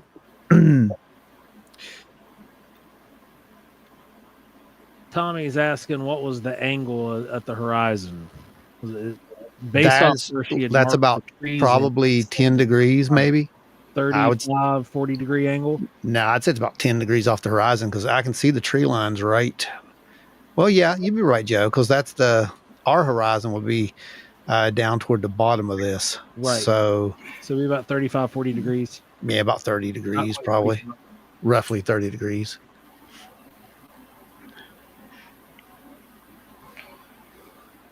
NW Hall says, is it possible to brighten the image? It is due west. If we brighten the image, this is what we're going to get, I think. But we'll try. Due west. Surprise. I know, right? That comes in later, guys. You'll understand what that means. Let's go and see if we can brighten this up a little bit. So we can bring that little guy out for you. Right there. do that. I'll do a Oz little. says the Pleiades. I'm the youngest of 7 sisters, just like. Oh boy, there you go. You can see them popping now. It's the brightest ones you're going to be looking at right there. That's what we're looking at. So let me do another thing here. Just 1 second, and we'll see. The pattern of it fits the pyramid as well. I didn't say that. You did. Pretty crazy, right? So there we go. And I'll put this over top of this. There we go. Yeah. And the rest that you see back in here is just background noise. We can see the little bumps and whatnot. But these were actually moving. And that's what happens out there. These things actually do move around. She's got multiple videos of this going on. And you'll see it. You'll see it soon if you haven't seen it yet. So Pat says it doesn't look like a solid cloud deck. Are we sure it's overcast there right now? According to all the MEDAR data and radar data, she's looking at the same sky I am. Let's see. Because we're not that. She and I don't live that far apart. No.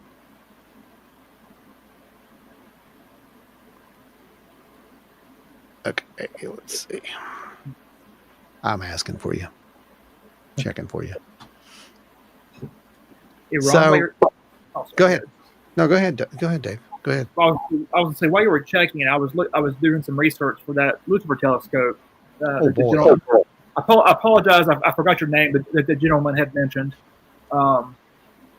Actually, there's actually some confusion on that. Looking it up, there's actually two. It's located in Arizona, actually. There's 2 telescopes on the same mountain from Mount Graham in Arizona. And it's actually, it's 2. The Vatican one is actually called the VAT, V-A-T-T.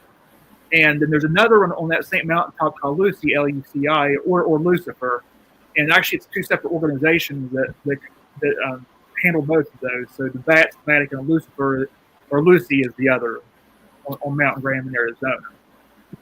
So there's been a lot of confusion and a lot of conspiracy theories over that apparently as well. That's so far what I'm finding. The area is actually shrouded in fog right now, guys. Not only that, we've got clouds. She got a picture of the horizon looking, toward the light area, where the light was over near her house. So I think we can see how lit up it is. And by the way, everything has stopped. Sounds have also stopped. I'm going to try to send this over to myself, and I'll let you see what it looks like there. Let's see. All you hellbenders, thanks for jumping in here tonight. Thanks for hanging out with us as long as you have. You guys are fantastic. We appreciate each and every one of you guys jumping over for this this special panel show with Joe from Hellbent Holler and the guys from our team here. You guys are great. Thanks everybody for who's jumped in here and who's got to get to bed, get out there early tomorrow. Much appreciated once again. And part of the experiment. Don't forget that part. Yeah, thanks for being part of the experiment, and it bears fruit. And apparently it's absolutely done something. We don't know, but we can say that was at Wineberry, and she was doing some stuff prior to the show even starting. She was actually out doing looking for orbs and sky watch in her area before she even knew what we were doing tonight. Yeah. And had some stuff going on. But when we started talking about the stuff here, she got activity, and she's trying to get it offloaded right now for us. So hopefully we'll have that by the end of the show. All right, I just sent this picture to myself so I can get this up here for you guys and let you see it. This is the conditions out there. Okay. So, Adam. Yo. As I have said, you've been out in the field with us. You've done these things with us. Yeah, I've been doing it tonight too. Yeah, obviously. Yeah. Can you explain? And people, if you have any questions, please ask. This is how this works. We'll We'll go right to your questions right in the middle of our discussion. Don't worry. We'll star them if we're in a big, long thing, but we will get to you, every single one of you. So ask your questions. The panel's here. Adam, what do you do? I think that's probably going to be a question that I'll ask for. Oh, thank you. Surviving the Strange. Here's what Adam do. Out to you.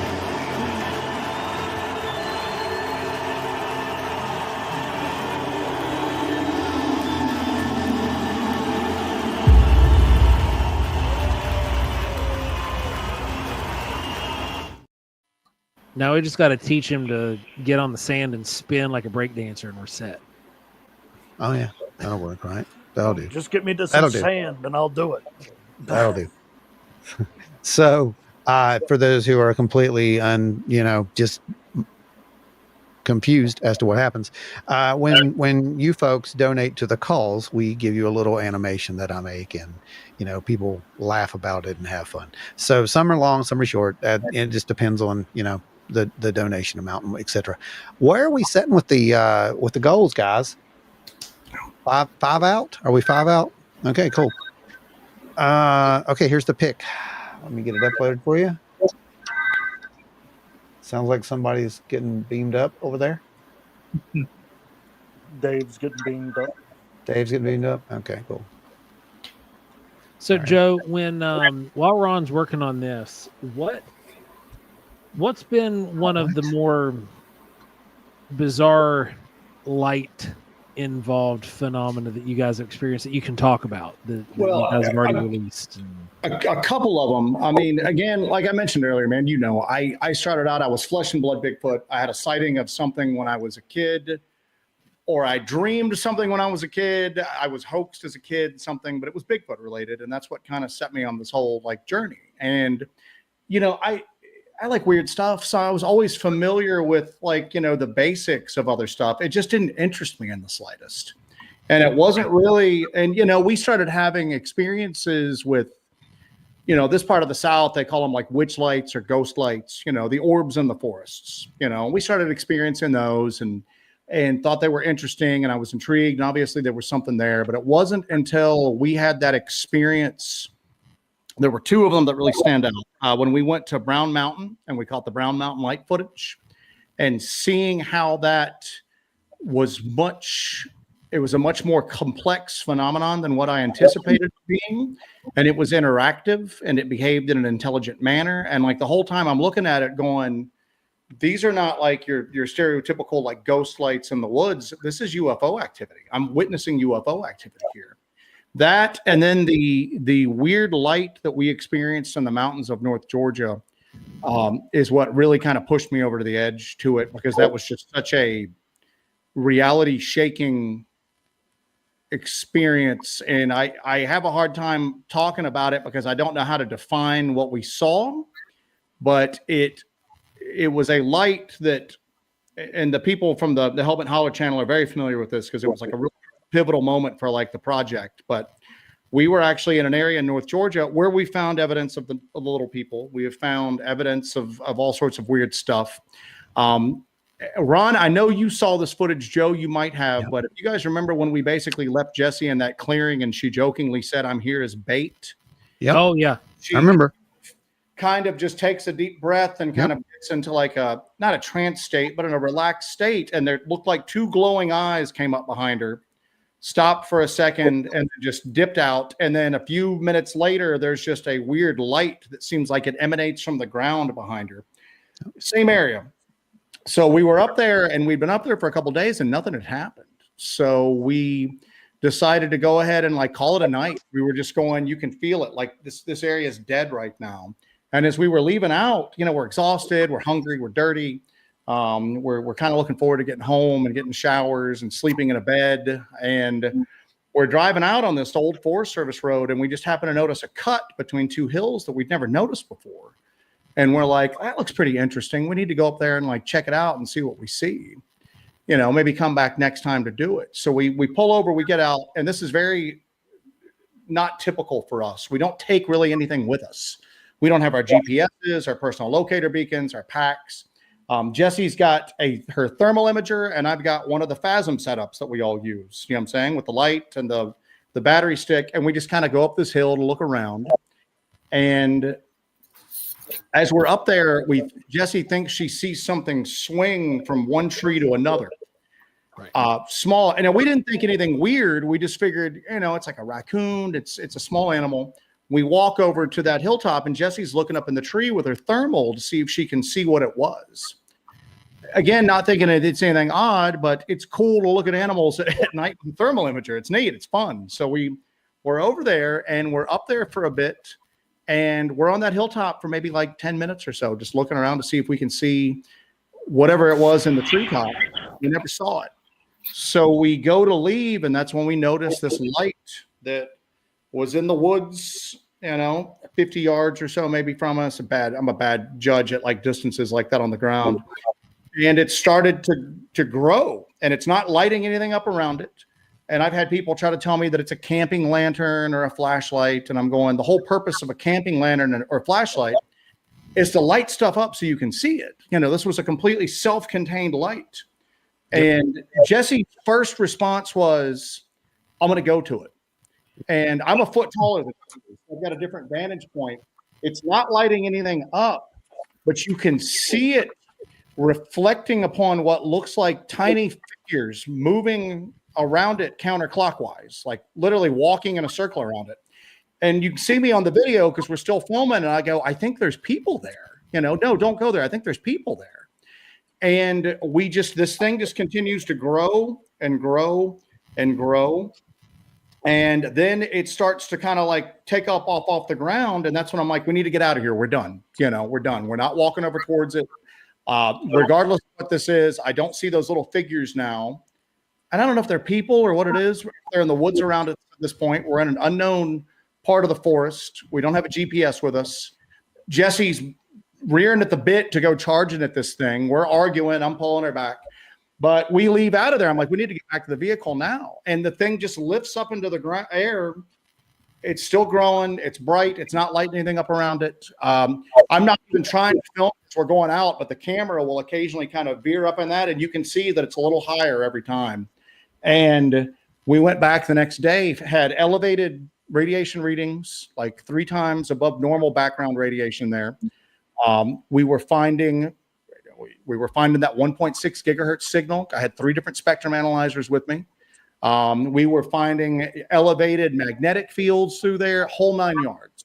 So that was the one that I really kind of walked away going, I've got to really reevaluate everything that I've done at this point. I'm saying that was I always tell people that from that day on, and especially the follow-up when we went back the next day, and I was getting these abnormal readings, which were not there on subsequent trips. So that's just not an area with weird readings. We were picking up the residue of whatever occurred that night. What he said, the residue. Yeah, when you factor go to that, Joe, the tiny figures that I saw, and I've had people say, "Oh, you guys saw a UFO," and I go, "Maybe, I don't know." You guys saw a portal open up, and I'm like, "Maybe, I don't know." When you get right down to it, probably the best analogy to it would be if I had been in Europe, 15th century, 16th century Europe, I would have seen Fey activity with the figures going counterclockwise around a light. It's just, but it was weird. I mean, and that's still to this day, out of all the stuff that we've experienced, that's one of the things that I have the hardest time wrapping my head around. And I'll occasionally go back and watch that video and just look at it, just kind of looking to see if maybe one of these days something will occur to me that I'll go, oh, that's what it was. We were mistaken. It never has. There's no light that just stays self-contained and then grows like that and then lifts up. There's no drones that do that. If the 3 of us got a pretty decent budget and a month to prepare, we couldn't replicate what I saw out there that night. We couldn't do it. We couldn't hoax it. It was given a weird thermal image off. It was like pulsing, and it was bizarre, absolutely bizarre. And to this day, yeah, that's one of the things. That's why, it's weird because after that point, I went on a crash course with learning about the UFO phenomenon and all of this other associated high strangeness, because I'm going, I need to catch up at this point. This is a lot realer than what I originally believed it was. I've been going into this with, a blindfold on and both hands tied behind my back, and I need to play catch up at this point. And that's exactly what we did. So Joe Robin asked, what do you guys think you caught swinging from the trees? All right. So what's weird is that when we looked at it, we didn't go, because if we had thought it was something like out of the ordinary, if it was something like high strangeness involved, we could have probably just ran back to the vehicle and got our gear and gone in there and started investigating. We thought it was a small animal. Okay. And now in later visits, we have found small footprints up there. And what's weird is, and because this is something that's very controversial that we put out there because we don't even know what it is. When we go up there to take the sensor readings the following day, again, we're just two people. It's everything we carry on our backs. We have to be very selective in what we take, because if something new is going into the pack, something else has got to come out. Because we still have to carry food, water, medical protection, navigation, all the standard stuff you take into the woods, plus whatever equipment we're going to take, then investigative equipment. So I'm carrying a GoPro. I've got a GoPro Hero 8 on a battery stick, and that's what we filmed with when we went up there. We didn't carry the whole camera set up like we normally do because we were going heavier on some of the sensor tech. As we're leaving out, I always, doing this stuff in the field, doing field investigations, you always have people stop you and go, you need to put a rear-facing camera on. And I have to go through the explanation of that. That worked great for people like Scott Carpenter because they were on level, kind of wide, maintained hiking trails. But for the most part, it doesn't work where Jesse and I go to. We're off trail, we're on game trails, we're busting through the brush. It just doesn't work. Yeah, but I will to carry one of those because it gets hung on everything. It gets hung on everything. You got to run external power to it. You just don't. People see it on channels and people just have it strapped to them. And I'm going 9 times out of 10, that ain't even on, man. You got to run external power through it. GoPros over. It's just it works in some terrain, but most of the time it doesn't. But what I do is that whenever I'm in a clearing or something like that, I do try to whip the camera behind me unexpectedly, just at random times, and just to see what I get. And so leaving out of this area that we were originally drawn to because we saw something small swinging from the trees, and then we have this light anomaly that we see that appears to have small figures moving around it. Go up there the next day, do the sensor readings, find some abnormal things about the area. When we're leaving out, when I dip the camera behind me at one point, we catch what some people go, oh, it's just an optical illusion and it's a leaf. But it appears to be a small figure going from branch and then hits a small sapling and then bends down with the sapling with its weight. And I've had people tell me it's a turkey, it's a leaf, it's a Bigfoot, it's a this, it's a that. I've heard every explanation under the sun. And you know what? It might be something mundane. It might be a camera artifact. I don't know. You know what I'm saying? We've inverted the footage, have other people look at it. We rarely get the same answer from different people. But I'll be damned, it does look like a small figure swinging from tree to tree in an area where we're finding small human-like footprints. So, and if you look at most cultures' folklore, one of the things that goes hand in hand with little people of various cultures are anomalous lights. It's pretty much universal at this point. You see it in Iceland, Western Europe, Eastern Europe, Asia, Central and South America, Native American traditions all have associated strange light phenomenon with tiny humanoid figures at this point. So I still don't know what to think. I don't know. It's just bizarre, but that's where at least told me that, the possibility is far greater than zero that a lot of this stuff is real. And I need to do a lot of catching up really quickly. No, Joe, you're right. And again, it's data. It doesn't, we don't have to say what it is. We can just say there's something there at this point. Yeah. That's where our data kind of points at. So here's the sky. I want to let you guys see it. And this is what it looked like out there. That is looking toward, it's probably the city lights off in the distance, lighting that whole cloud bank up that's back there and all that fog. But you can see how foggy the ground is. Pretty foggy, pretty noisy out there as far as it goes with trying to capture anything. And somehow we managed to do it. So I don't know. That's the data. Again, I'm not making any claims other than we did an experiment and You saw the results live. What they mean, I don't know. But I do know this. I know I set the bar at 15. You didn't hit it, but it's okay. And you know how this works by now. You hit 10, so that's our magic number. So here's a serious exclusive. I'm opening this up, and we'll have a little bit of a discussion with this because, yeah. Anyway, you watch this and think about everything you've heard tonight and what you've heard in the news as of right now as well.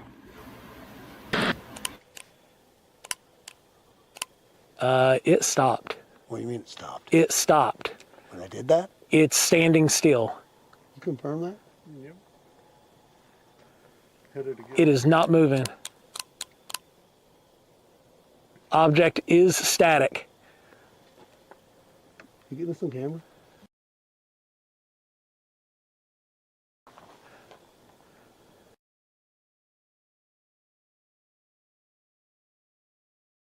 What are they merging? Now, I can't say too much about this other than that's a thermal that was taken by us, our team. It occurred while I was doing a flashlight experiment, one of John Keel's flashlight experiments, because that was part of how we were doing this. It was in an area, it was historical to the UFO phenomena, I would say.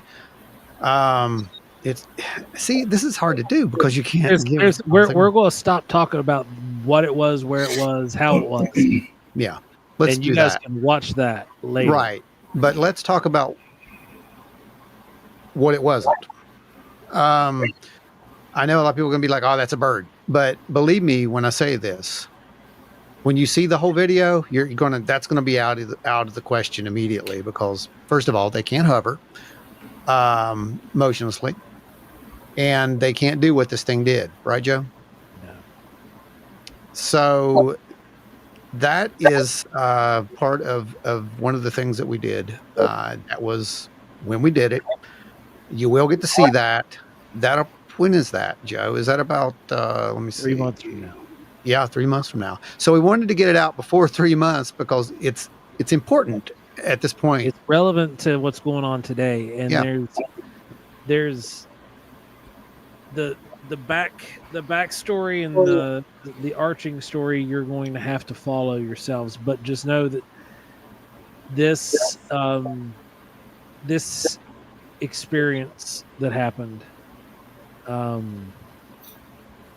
it changed a lot of stuff. Something happened and things weren't the same after. Yeah, we have plenty of thermal footage of birds. We've let people see this footage at this point, and it was described as remarkable and just like things that those individuals had seen in their past and thought was too crazy for anyone to believe, so they never spoke about it publicly. And that and who that was from is a story to be kept for us. But just know that it was a very, very credible individual who is very well respected and known worldwide. Yeah. And if you know the phenomena, you know him. Let's put it that way. Yeah. And that's good enough. But yeah, which blew our minds, to be quite honest. Yeah. That we were able to validate an experience that he had years ago. It blew his mind too, which was it's a magical moment, wasn't it? But that's how validation works. And I think you've all heard me say this. I think that all these experiences are for validation. They're not for countries, okay? Contact, Adam, back me up on this. Contact is not a country thing. They're not going to contact the United States government or the Chinese government or the Russian government. They're going to contact the people, okay? If this is something truly that wants to, it's intelligent and it's trying to make contact with humanity, it's going to contact humanity. That's what the data points. It doesn't point at something that's going to go and show allegiance to anything. It seems to be something that's drawn to certain people. We don't know why. We just know that it is. Disclosure and contact happens in living rooms, dining rooms, and bedrooms. It's not going to happen in a newsroom. we're going to each individually, everything, all of this is tailored to the individual. Each experience almost seems to be tailored completely, from the craft, from the lights, from the beings, from the voices, from whatever comes our way. It is tailored to the individual. Yeah, we've also talked about this is tailored to you. Thank you. Thank you.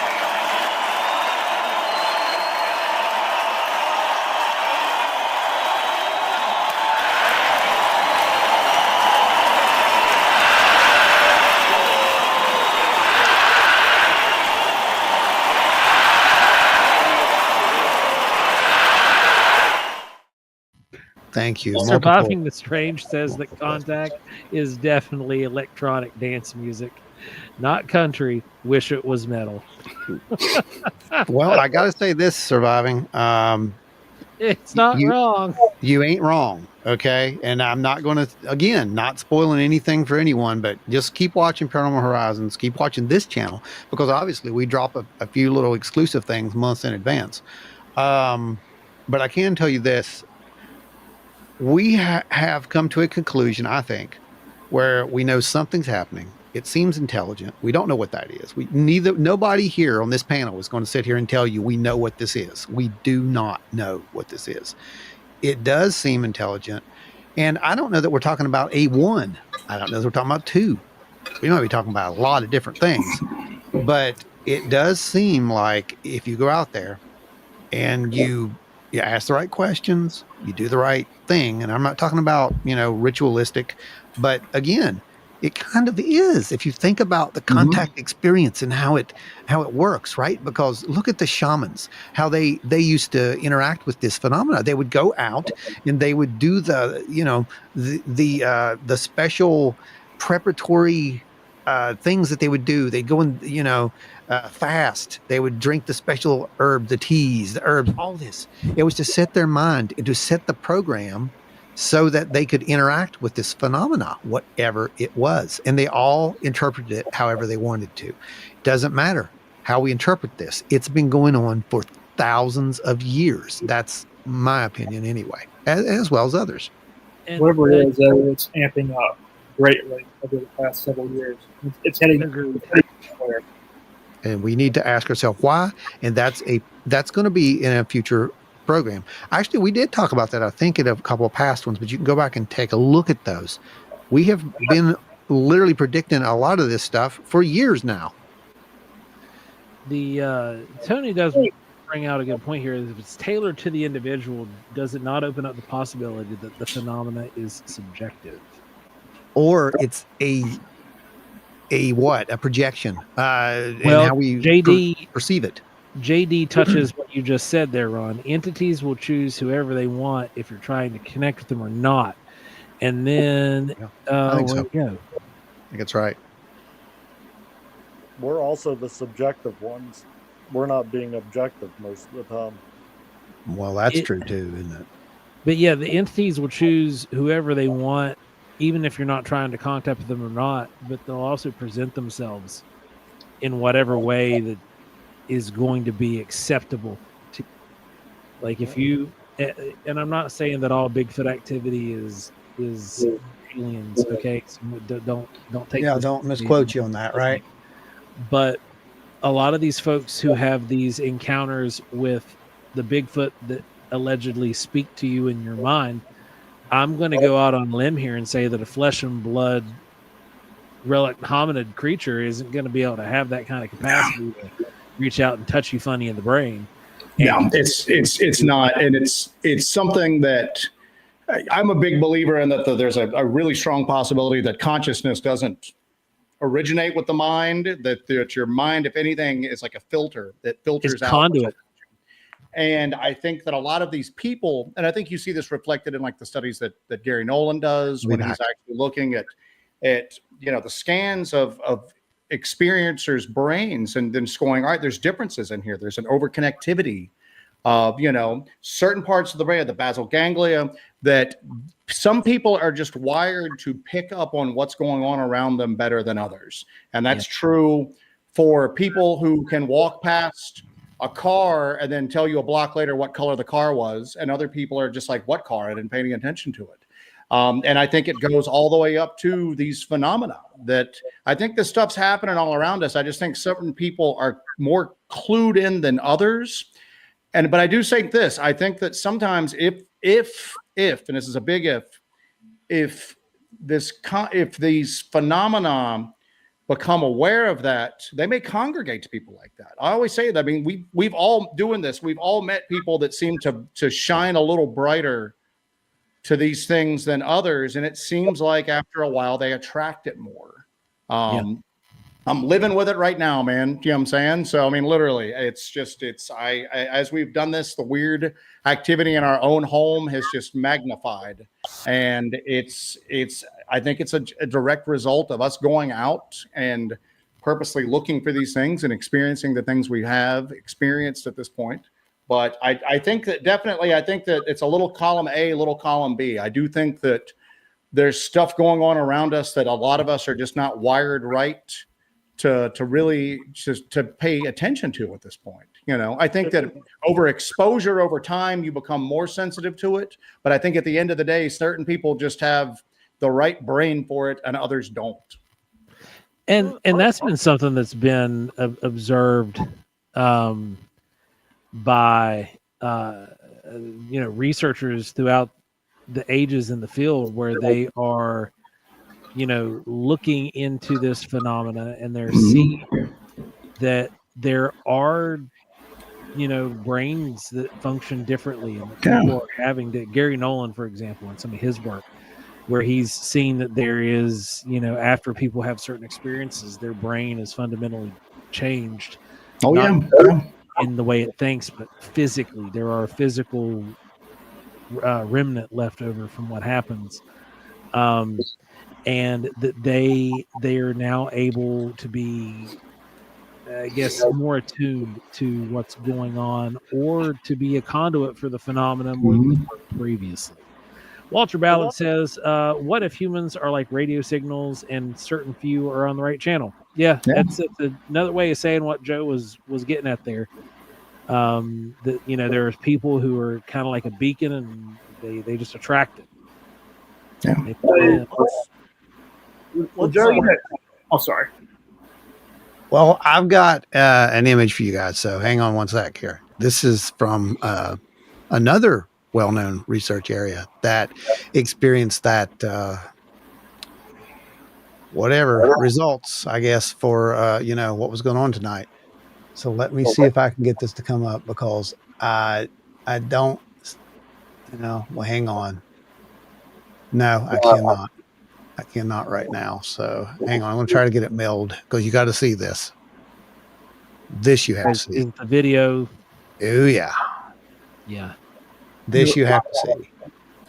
Wait, I think while you're doing that, I'm talking about the scientific part of this and these things that we're seeing, whether it be UAP, spirit, ghost, whatever. There's also the visual light spectrum as well. If you think about like what we can or cannot see, between X-rays, UV, and IR, the different wavelengths. So there's a lot of things we cannot see that could be around us while we're sitting here. So think spirits in a different spectrum of light that we can't see them. Or the UAPs as an example, like the video that you guys caught with the IR camera. Couldn't see it with the naked eye, but you could see it with that. Yep, that's right, Dave. That's absolutely right. Okay, I got us to where I think we can see this.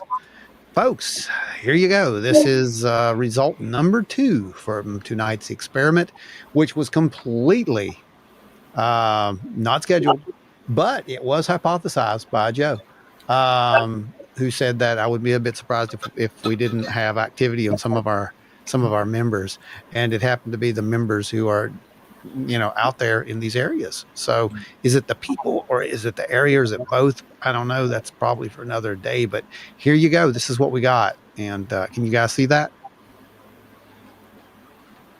Can you see the screen? Okay, ready? Okay, here we go. Tell me when you're ready. Go for it.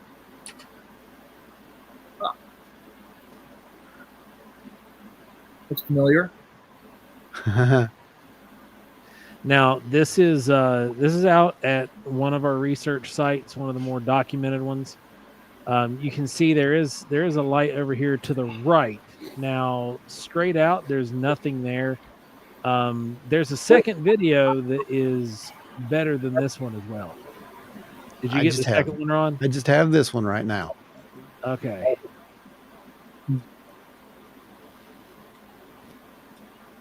But yeah, there's our light. There it is, kind of doing its thing.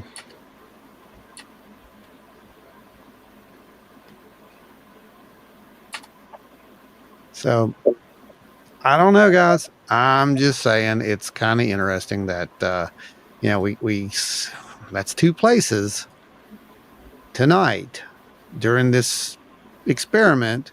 One place was cloudy. We've been there when it was cloudy, Joe. Yeah. And we couldn't see anything when it was cloudy except for the thermal hits above us. The stuff that was coming in below the cloud deck. Right. This second video is processing right now, so give it just a minute. Okay. So, folks, let's get your take on this. What are you thinking? What are you feeling? Has the show provided any answers? Do you have any more questions? That's what this was for. This is to, there's a lot of crazy stuff. It seems crazy going on out there right now. And you've got sides in ufology who are fighting each other at this point, over basic egos. Let's just call it what it is. And they need to be focusing on data. And that's what we're trying to show is data. Doesn't matter who did what, when, or what have you. It has to do with how does this data look when I stack it up against that data. It's like when we're having the talk with, what's his name again out there, at Skinwalker, when we were talking about that, right? Where he said, well, we're validating each other. That's what it should be about. Because the more validations we have, like I said, synchronicities and coincidences, you can only say that so many times, guys. Right. There is a phenomena. I think you're seeing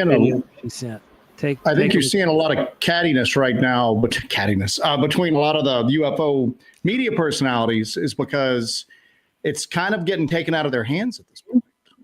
With this Jake Barber thing and the whole thing where he himself goes, you can be trained how to do this. You don't necessarily need somebody up there being the one to present this data to you. You can go get the data for yourself now at this point. So because I noticed the same thing that you guys saw today, as far as like there's a lot of egos coming into play, and I think that for better or for worse, man, every little niche hobby out there, because that's what this is to a lot of people. Yeah. Get some people that are in it for the right reasons, maybe some people that aren't in it for the right reasons, whatever. But you are seeing some people start to go, holy crap, they're going to realize that this is a phenomenon that anybody can interact with, that anybody can get out and document at this point. And I can't gatekeep it anymore. We don't need talking heads anymore. You know what I'm saying? If we need people who are experiencers or people that are out kind of like documenting what's going on and kind of like, analyzing that data, sharing it, putting it up for discussion. But we don't necessarily need people collecting the stories of others and then presenting them to you, because everybody can have their own story now. Yeah, this is finally the UFO phenomena is finally doing the one thing that the Bigfoot community never got away from, or never could get away from, and that is the armchair host. Oh yeah. You can still do that in the Bigfoot community and get by with it, but the UFO stuff, it's you can't touch it anymore. Like, it's going so fast that anybody, literally anybody, can go out there and touch this thing, go out and make contact. What? You mean that I don't have to sit and listen to this person? I don't have to sit and watch this podcast or listen to these? I can just go out in a field and do it myself. And well, then you've got people like you guys, like Jesse and I. I mean, we as soon as Starlink became more portable, we developed up like a little portable Starlink system. We've got a Starlink Mini. We worked out the battery delivery system for it, and we've been going out into like areas that are considered hotspots, because at least in our experience, a lot of times you take a lot of people out there with you. In a lot of these areas, you are less likely to experience some of this high strangeness. Even taking an extra person with Jesse and I sometimes seems to throw the dynamic off, at least with us. Right. But here's the deal. You hook up a Starlink and all of a sudden whatever's out there has an audience one step removed, but it's able to reveal itself in real time. I mean, I'm sure there's people in the chat right now that were with us the night we started to have the hitchhiker effect kind of basically came over the airwaves. We were experiencing equipment malfunctions in the field, and then people started to experience weird stuff in their homes while they were watching the stream. And I mean, and it wasn't one or two people. We're talking almost everybody that was like watching it in real time started to have those experiences. Yeah. We set up to do we'd heard some weird vocalizations in an area. So we went up there with some recording equipment and we went live.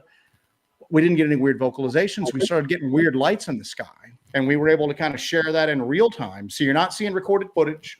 You're not seeing it. The question of like, oh, is this doctored is now taken out of it. You're literally witnessing what's occurring in real time, and it's being streamed all over the place at that point. So hey, I wanted sorry. Hang on a second. I want to address something real quick. There's a lot of people complaining about commercials. Okay, we get that, but here's the thing. YouTube, that's how they make their money. That's how they let us do what we do. And honestly, they want new protocols this week. The algorithm has thrown them off, guys, because we typically don't have this much of an audience. We have a pretty small audience, and it doesn't know what to do with the amount of interaction that you guys are showing, which I'm very thankful for. Thank you so much, every single one of you. But it doesn't know what to do. So it's like, oh, look at all these new people. We're going to try to sell them something. That's just how it works, unfortunately. And it's nothing we can do about that. It's going to get worse because they've updated their protocol, and they're now putting ads essentially on everything. It's even now on kids' YouTube. Oh, yeah. It's everywhere. They're just putting it on whatever media because, again, that's how they generate revenue. Dude, there are cars that do this, okay? Yeah. So, unfortunately, that's the world we live in. It's just how it is. We can't do anything about it, so I can't. So here's fresh from Wanberry. Do it.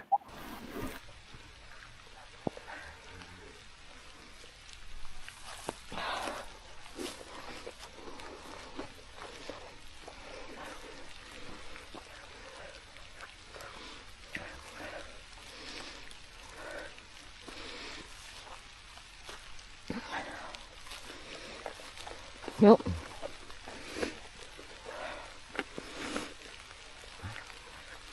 Let's go.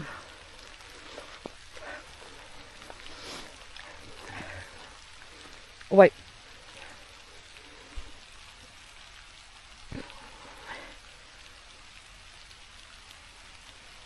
Okay.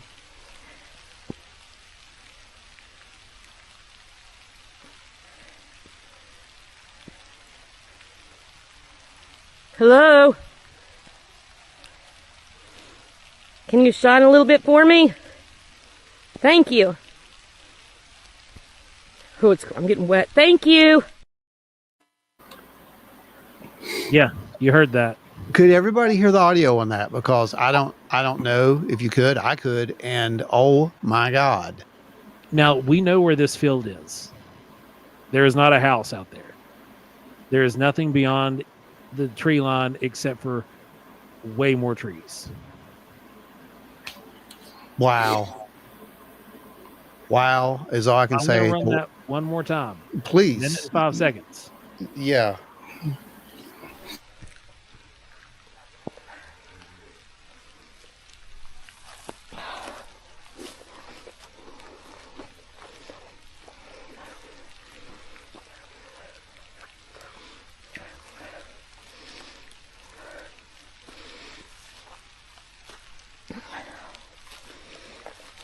Nope.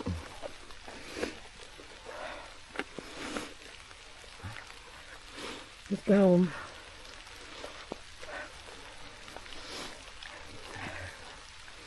Oh, wait.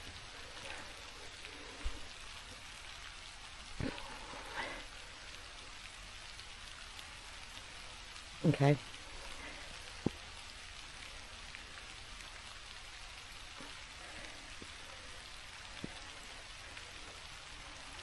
Hello? Can you shine a little bit for me? Thank you. Oh, I'm getting wet. Thank you. It's just unreal. I mean, we clearly see it flare up.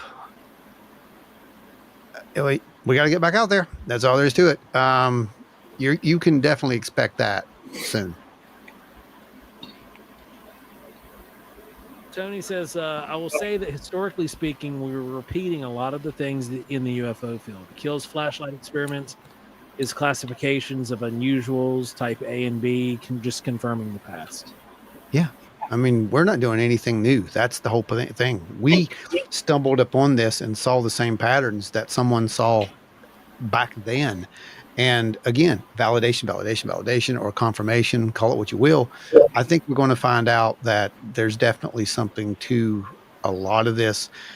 Adam, I asked you before, when we go out in the field, what is it that you do? I want to, I mean, briefly, don't, because I've heard this, but to the people who don't know, what do you do? How do you interact with this? Because there are people out there right now. I can tell you, because of this whole Jake Barber thing, there are people out there, and they're trying their best to figure out the magic behind this. There's no magic, right? This isn't magic. This is just consciousness and interface with something. The best way to consciousness and being with a consciousness and interacting with a consciousness is purely being conscious with yourself, and that is meditation.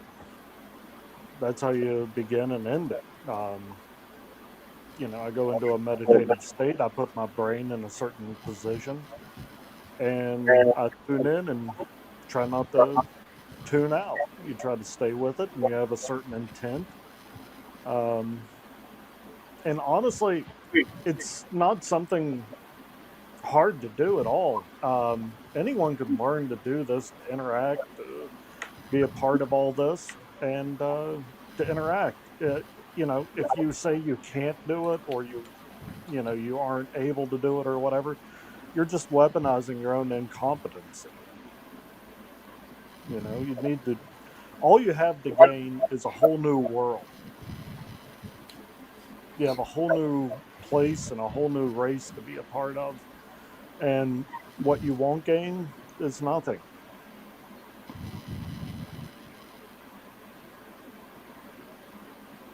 Terry, while we were doing the experiment, I kept wondering if Beth was the observer. Beth was not the initial observer.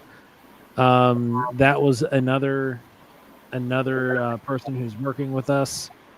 Beth was doing this of her own volition without even watching the show. And then got onto the show and saw what we were doing. Went, oh, hey, here's this. Let's go out and see.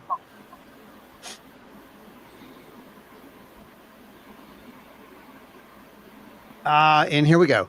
The problem with this is it's in a tree line. There could be someone out with a flashlight. Could be, but it's on private property, and I know Beth. A lot of private property.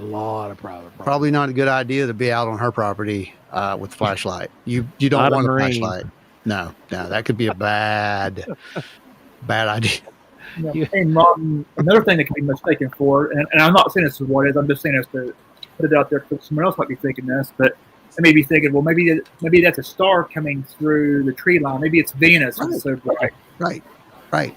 Now there are some of those, Dave, that we have got from her over the last couple months that I swear that's what they look like until it moved. Yeah. And then it moved, and I'm just like, what? I'm even sitting there. She's sending them to me. I'm like, yeah, those are stars, Beth. Those are stars. She's like, no, it's not. Trust me. I got to get this video off my phone. Hang on. And then she sends it, and it's like, here it is, and it looks like it's static forever, and then all of a sudden it's just like, yeah, no, I'm going to go up here. Now I'm going to go here, and then disappear. You can go to your tree line. Here's a star, and here's a branch, so you can tell it's a branch moving over it, blocking the light out. But then all of a sudden, it's over here. Yeah, they don't do that. Stars don't do that, and satellites don't do this. No, nice to know. But that's the whole thing about this. We've talked about this, guys. It seems like this phenomena steps the game up. on us every time we go out in the field. It's almost like, one of those hold my beer moments, right? It's like, oh, you ain't seen nothing yet. Just wait. So based on that, Joe, you're here, Joe, because like I said, find anybody research community that is out there in the collective to sit here at this table and have this conversation. But based on everybody hear the first half of what he said, or did it sound like it? No, his audio went out. Okay, yes. They're doing it again. Your audio went out. All right. So based on what we are doing here, like I said, you're here because I can't think of anyone better in our local research area group, basically, who's more qualified to answer this, because you are doing the same thing. You have been led here. We've all been led here independently, but we are at the X point at this point. It does seem like this thing is stepping up the game every single time. I'm going to ask both of you, what is it that this could be leading to? Speculation, pure speculation.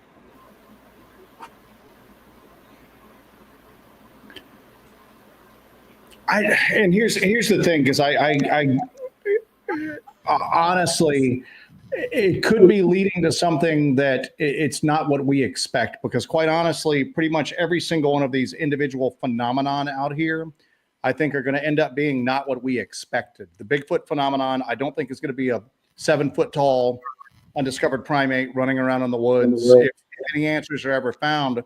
But here's the other thing too. So when I say that, we may never get official disclosure. This might be leading up towards something that is countless amounts of private and personal revelations may come out through this, but never anything official. Do you know what I'm saying? Oh yeah. And I think I think it's leading the people that need to be in a particular place. I think it's leading them there. And I think that what that might start is that might be like a pebble that starts an avalanche. So we may not see the outcome of what's happening right now in our lifetimes, but something's starting right now. Something is starting right now. Because again, I think that the phenomenon is so complex and subtle, and it's sometimes operates in ways that maybe we're incapable of discerning these patterns at that point. So I don't think this is all leading towards the mothership landing on the White House lawn. I just don't see that. I know a lot of people want that, but I just don't see that happening. I think that what's happening right now is something that's so subtle and complex, and that even if it's not something that happens overnight, it's leading us into the next stage of where humanity needs to be at. I think that there's a certain level of guidance going on right now, and I think that you're seeing a lot of individual awakenings out here. Because again, I always tell people, just in how Jesse and I do this, and we have no delusions of grandeur. We're a couple of weirdos with some equipment that have taught ourselves some things. We're running around the woods trying to explore some mysteries that we may never solve.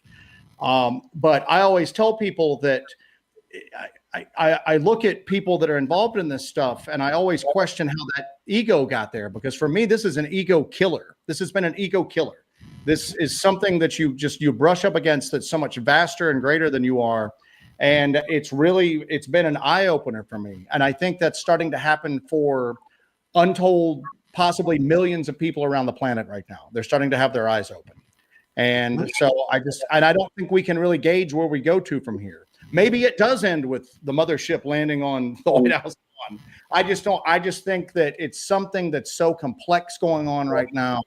We're dealing with something that has been communicating with us in metaphor, symbolism, and just, insinuation for millennia at this point. And I think that the end result is going to be equally kind of murky to humanity, but it's still going to be extremely important. So that's where I'm at with it. That's good. Yeah. The boat that I'm sitting in, it's definitely looks as if it's leading us a direction. Mm-hmm. But I have to keep asking myself, who is it? What is it? Mm-hmm. What is the direction it's taking us? Why is this the direction it's taking us? I constantly ask the questions. And it's just because I'm inquisitive by nature, and I'm very detail oriented. And while I do allow myself to get a little caught up in the experiences when they're happening, the moment they're over, I go into hyper analyzing mode. Mm-hmm. And I will sit and pick it apart and go as in depth as I possibly can based off of what I know, and do as much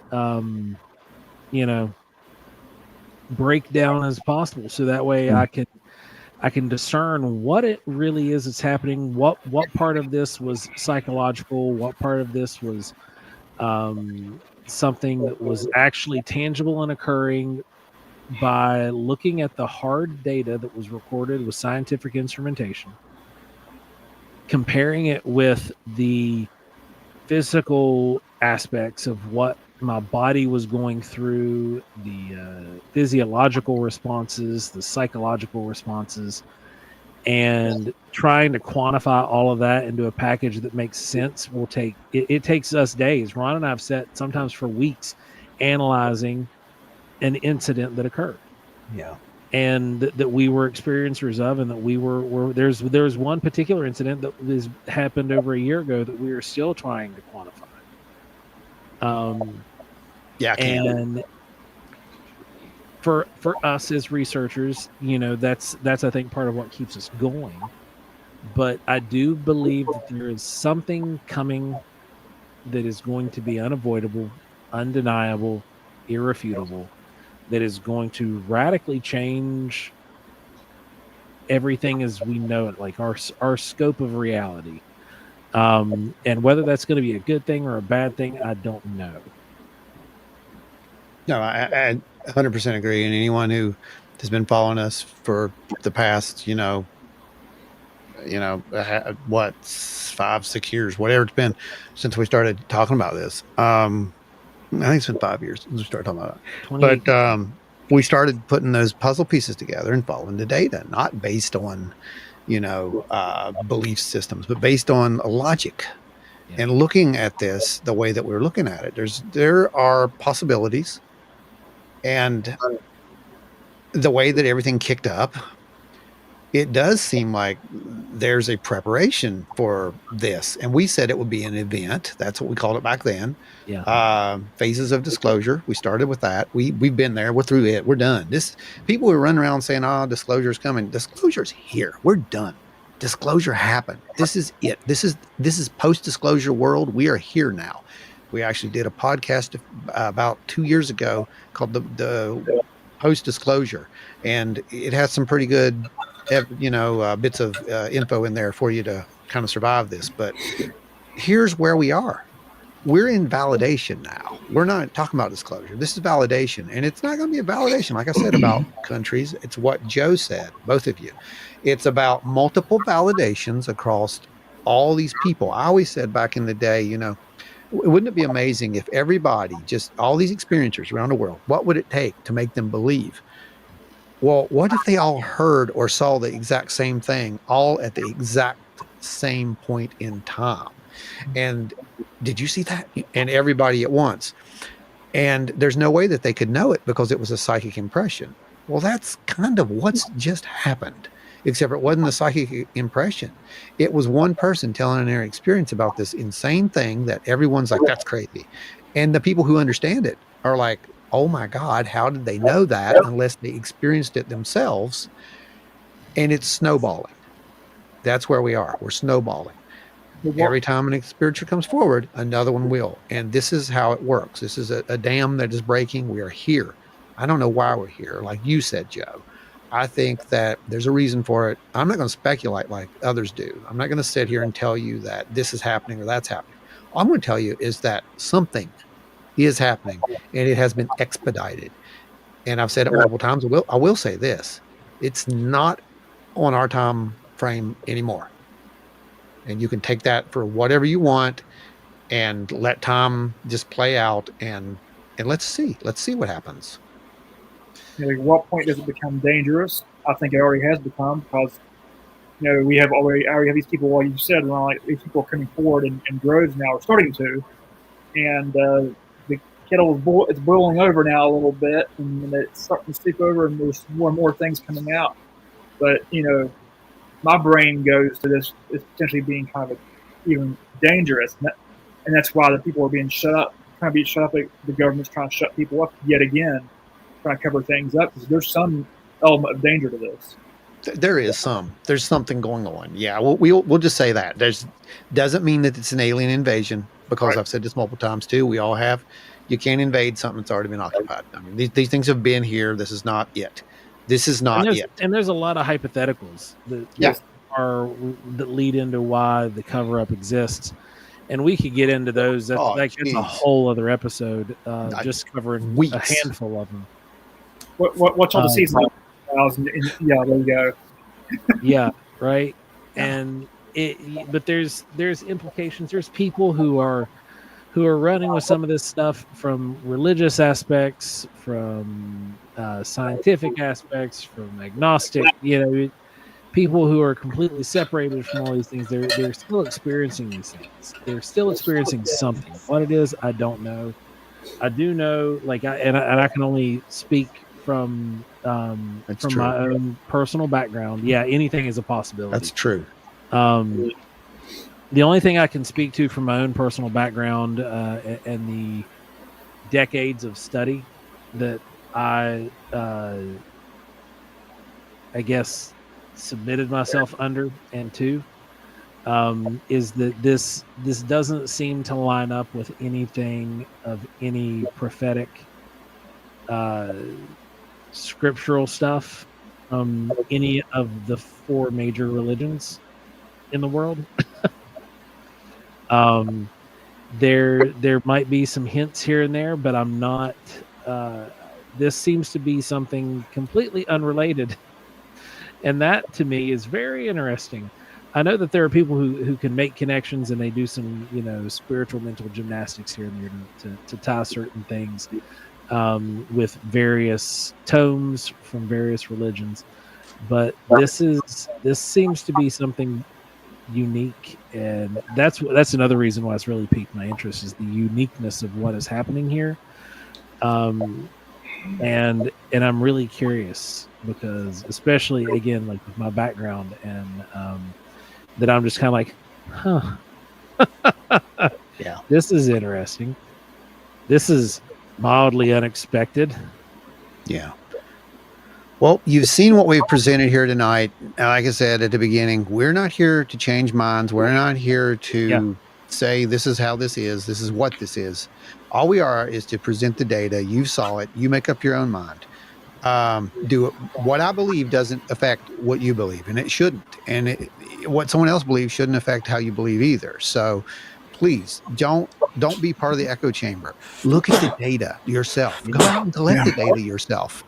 If you want to learn more about that, we are going to be doing these in-house quarterly meetings. We've talked about this. If you're in our area, they'll be in the Charleston, West Virginia area.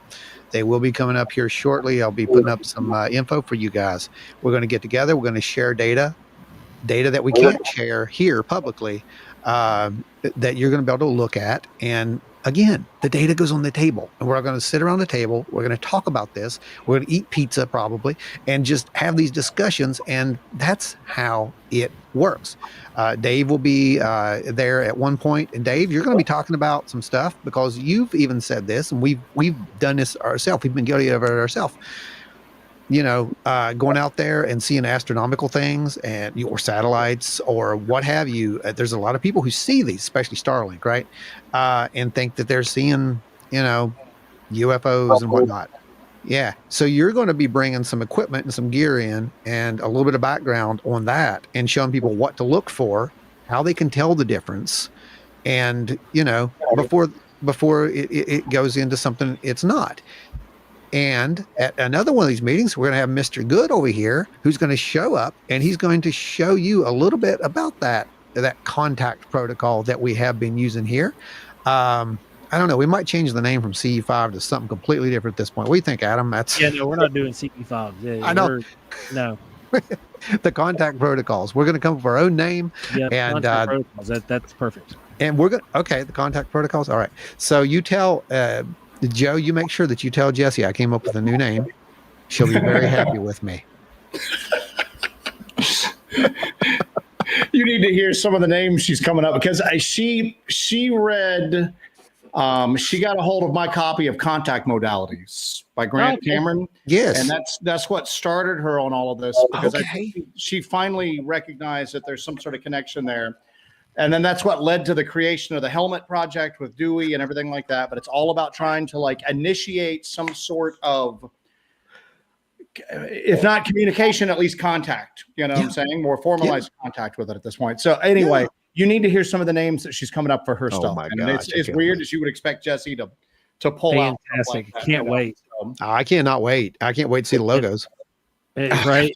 Joe, thanks for coming on and joining us, man. Tonight's had a blast. We've had a great crowd. Thanks for bringing some folks over from the Hellbenders to spend an evening with us. This has been real fun. Everybody who's hanging out with us, we appreciate each and every one of you. You guys are fantastic. This show is made possible because of you. We go out here week in, week out, do the lives for you. Generally, these lives are directed by you guys. We follow your string of thought, and whatever questions you have, we throw them in. We let that be the udder for this show. Occur occasionally. Oh, Rick Skinner, thanks, brother. Thank you, Rick Skinner. Hey, Rick's not on the thing. Rick goes on the thing. Yeah, I've been putting everybody on the thing. Oh, awesome.